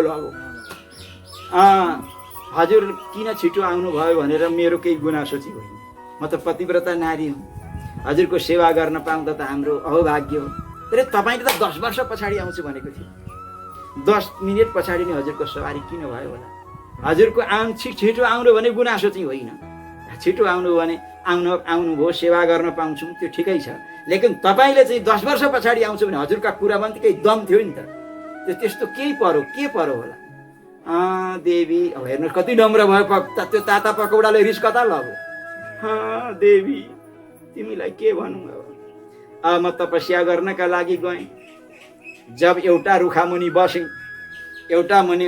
बसिसकेपछि अब मैले ब्रह्मणे नमः भन्न सुरु गरेँ त्यतिखेर एउटा सुगा आयो पतिदेव सुन्दैछ त्यो म ब्रह्मणे नमः भनिराखेको थिएँ सुगा आएर माथि बस्यो त्यसले मेरा शत्रुको नाम लियो मैले सोचेँ आजको मुहुर्त ठिक होइन रहेछ कयाधुका हृदयमा त रसभरी फुट्न सुरु गरे आँखाबाट आँसुका धारा बग्न सुरु गरे यिनका शत्रु भनेका त मेरा प्रभु हुनुहुन्छ नारायण यिनले नारायणको नाम सुने कि क्या भन्ने उनको हृदय त एकदमै गदगद हुन सुरु गर्यो पतिदेव अनि त्यसले के भन्नु त त्यो सुगाले के भन्नु मेरा शत्रुको नाम लियो कसरी लियो पतिदेव भन्दाखेरि के भन्नु भने नि देवी अब भन्छौ जय श्रीमन्नारायण भज श्रीमन्नारायण जय बोल्थ्यो कयाधुका आँखाबाट आँसुका धारा बगे प्रेमका मेरा पतिदेवका मुखार बिन्दबाट कहिल्यै पनि भगवानको नाम निक्लिँदैन थियो हे भगवान मेरा पतिदेवको त्यस कारणले श्रीमतीलाई धर्मपत्नी भनेको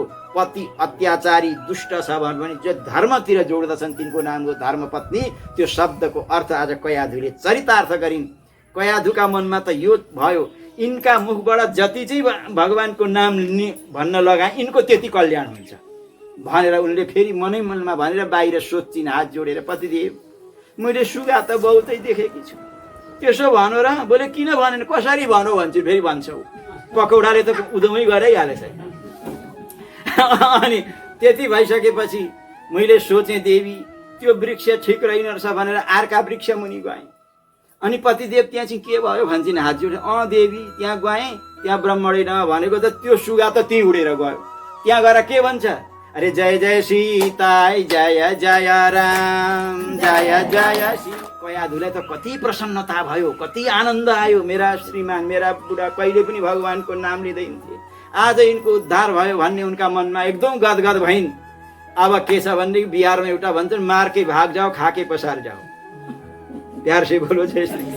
खाएर सुत्न गयो हिरण्यकश्यप त। श्रीमतीले त पुरा घर धन्दा यताउता थानको मुनको सबै गर्नु पर्यो नि त। अब थानको मुनको भयो सबै गइन्।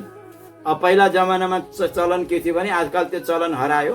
पहिला पतिदेव भोजन गरेर शयन गरिसकेपछि श्रीमती सबै घर धन्दा गरेर एउटा बोटुकामा तेल लिएर जान्थे अरे के पहिला जान्थे, त्यस्तो चलन थियो। आज कयाधु पनि गइन्। कयाधु गइसकेपछि पतिदेवका चरणारविन्दको सेवा गर्न सुरु गरिन्। गर्दै गर्दै उनले एउटा प्रश्न गरिन्। अब प्रश्न गरिन्, अब कति खुसी। अब आउने बित्तिकै मिठो बोलिन्, खाना उनले जे चाहे त्यही गरिन्, कति मिठो मिठो भोजन गरिन्, कति नम्र भाषामा बोलिन्। अब सुत्ने बित्तिकै एकछिनमा चिल्लो लाउनका लागि गइन् भनेदेखि अब जस्तै रिसा भने त्यहाँ खुसी नहुने त कुरै छैन। अब चरण सेवा गर्न सुरु गरिन्। गर्दा गर्दै पतिदेव म एउटा प्रश्न गर्छु। देवी एउटा होइन 5 वटा त ताता पकौडा त के चमत्कार गरौ। हे देवी तिमीलाई म के भनौँ, अब के तिमी प्रश्न गर्छौ भन त। भन्छ अब पतिदेव म एउटा प्रश्न गर्छु, एउटा होइन 2टा गर, के छ? पतिदेव मान्छेसँग एउटा मन हुन्छ कि 2टा भनेर सोधिन्। हेर्नुहोस् है कयाधुले, हिरण्यकश्यपले भन्नु एक समयमा एक बेलामा मान्छेले एउटा मात्रै मजाले काम गर्न सक्छ, अरू गर्नै सक्दैन भन्नु है। त्यही त म भन्दैछु त पतिदेव। म अघि तपाईँलाई हजुरलाई भोजन खिलाउँदै थिएँ, तपाईँ सुगाको के भन्नु भन्दै हुनुहुन्थ्यो। त मेरो मन चाहिँ हजुरको भोजन बा गडबडी भयो कि पतिदेवलाई मिठो लाग्यो कि लागेन भने त्यतातिर मन मेरो फसेको थियो।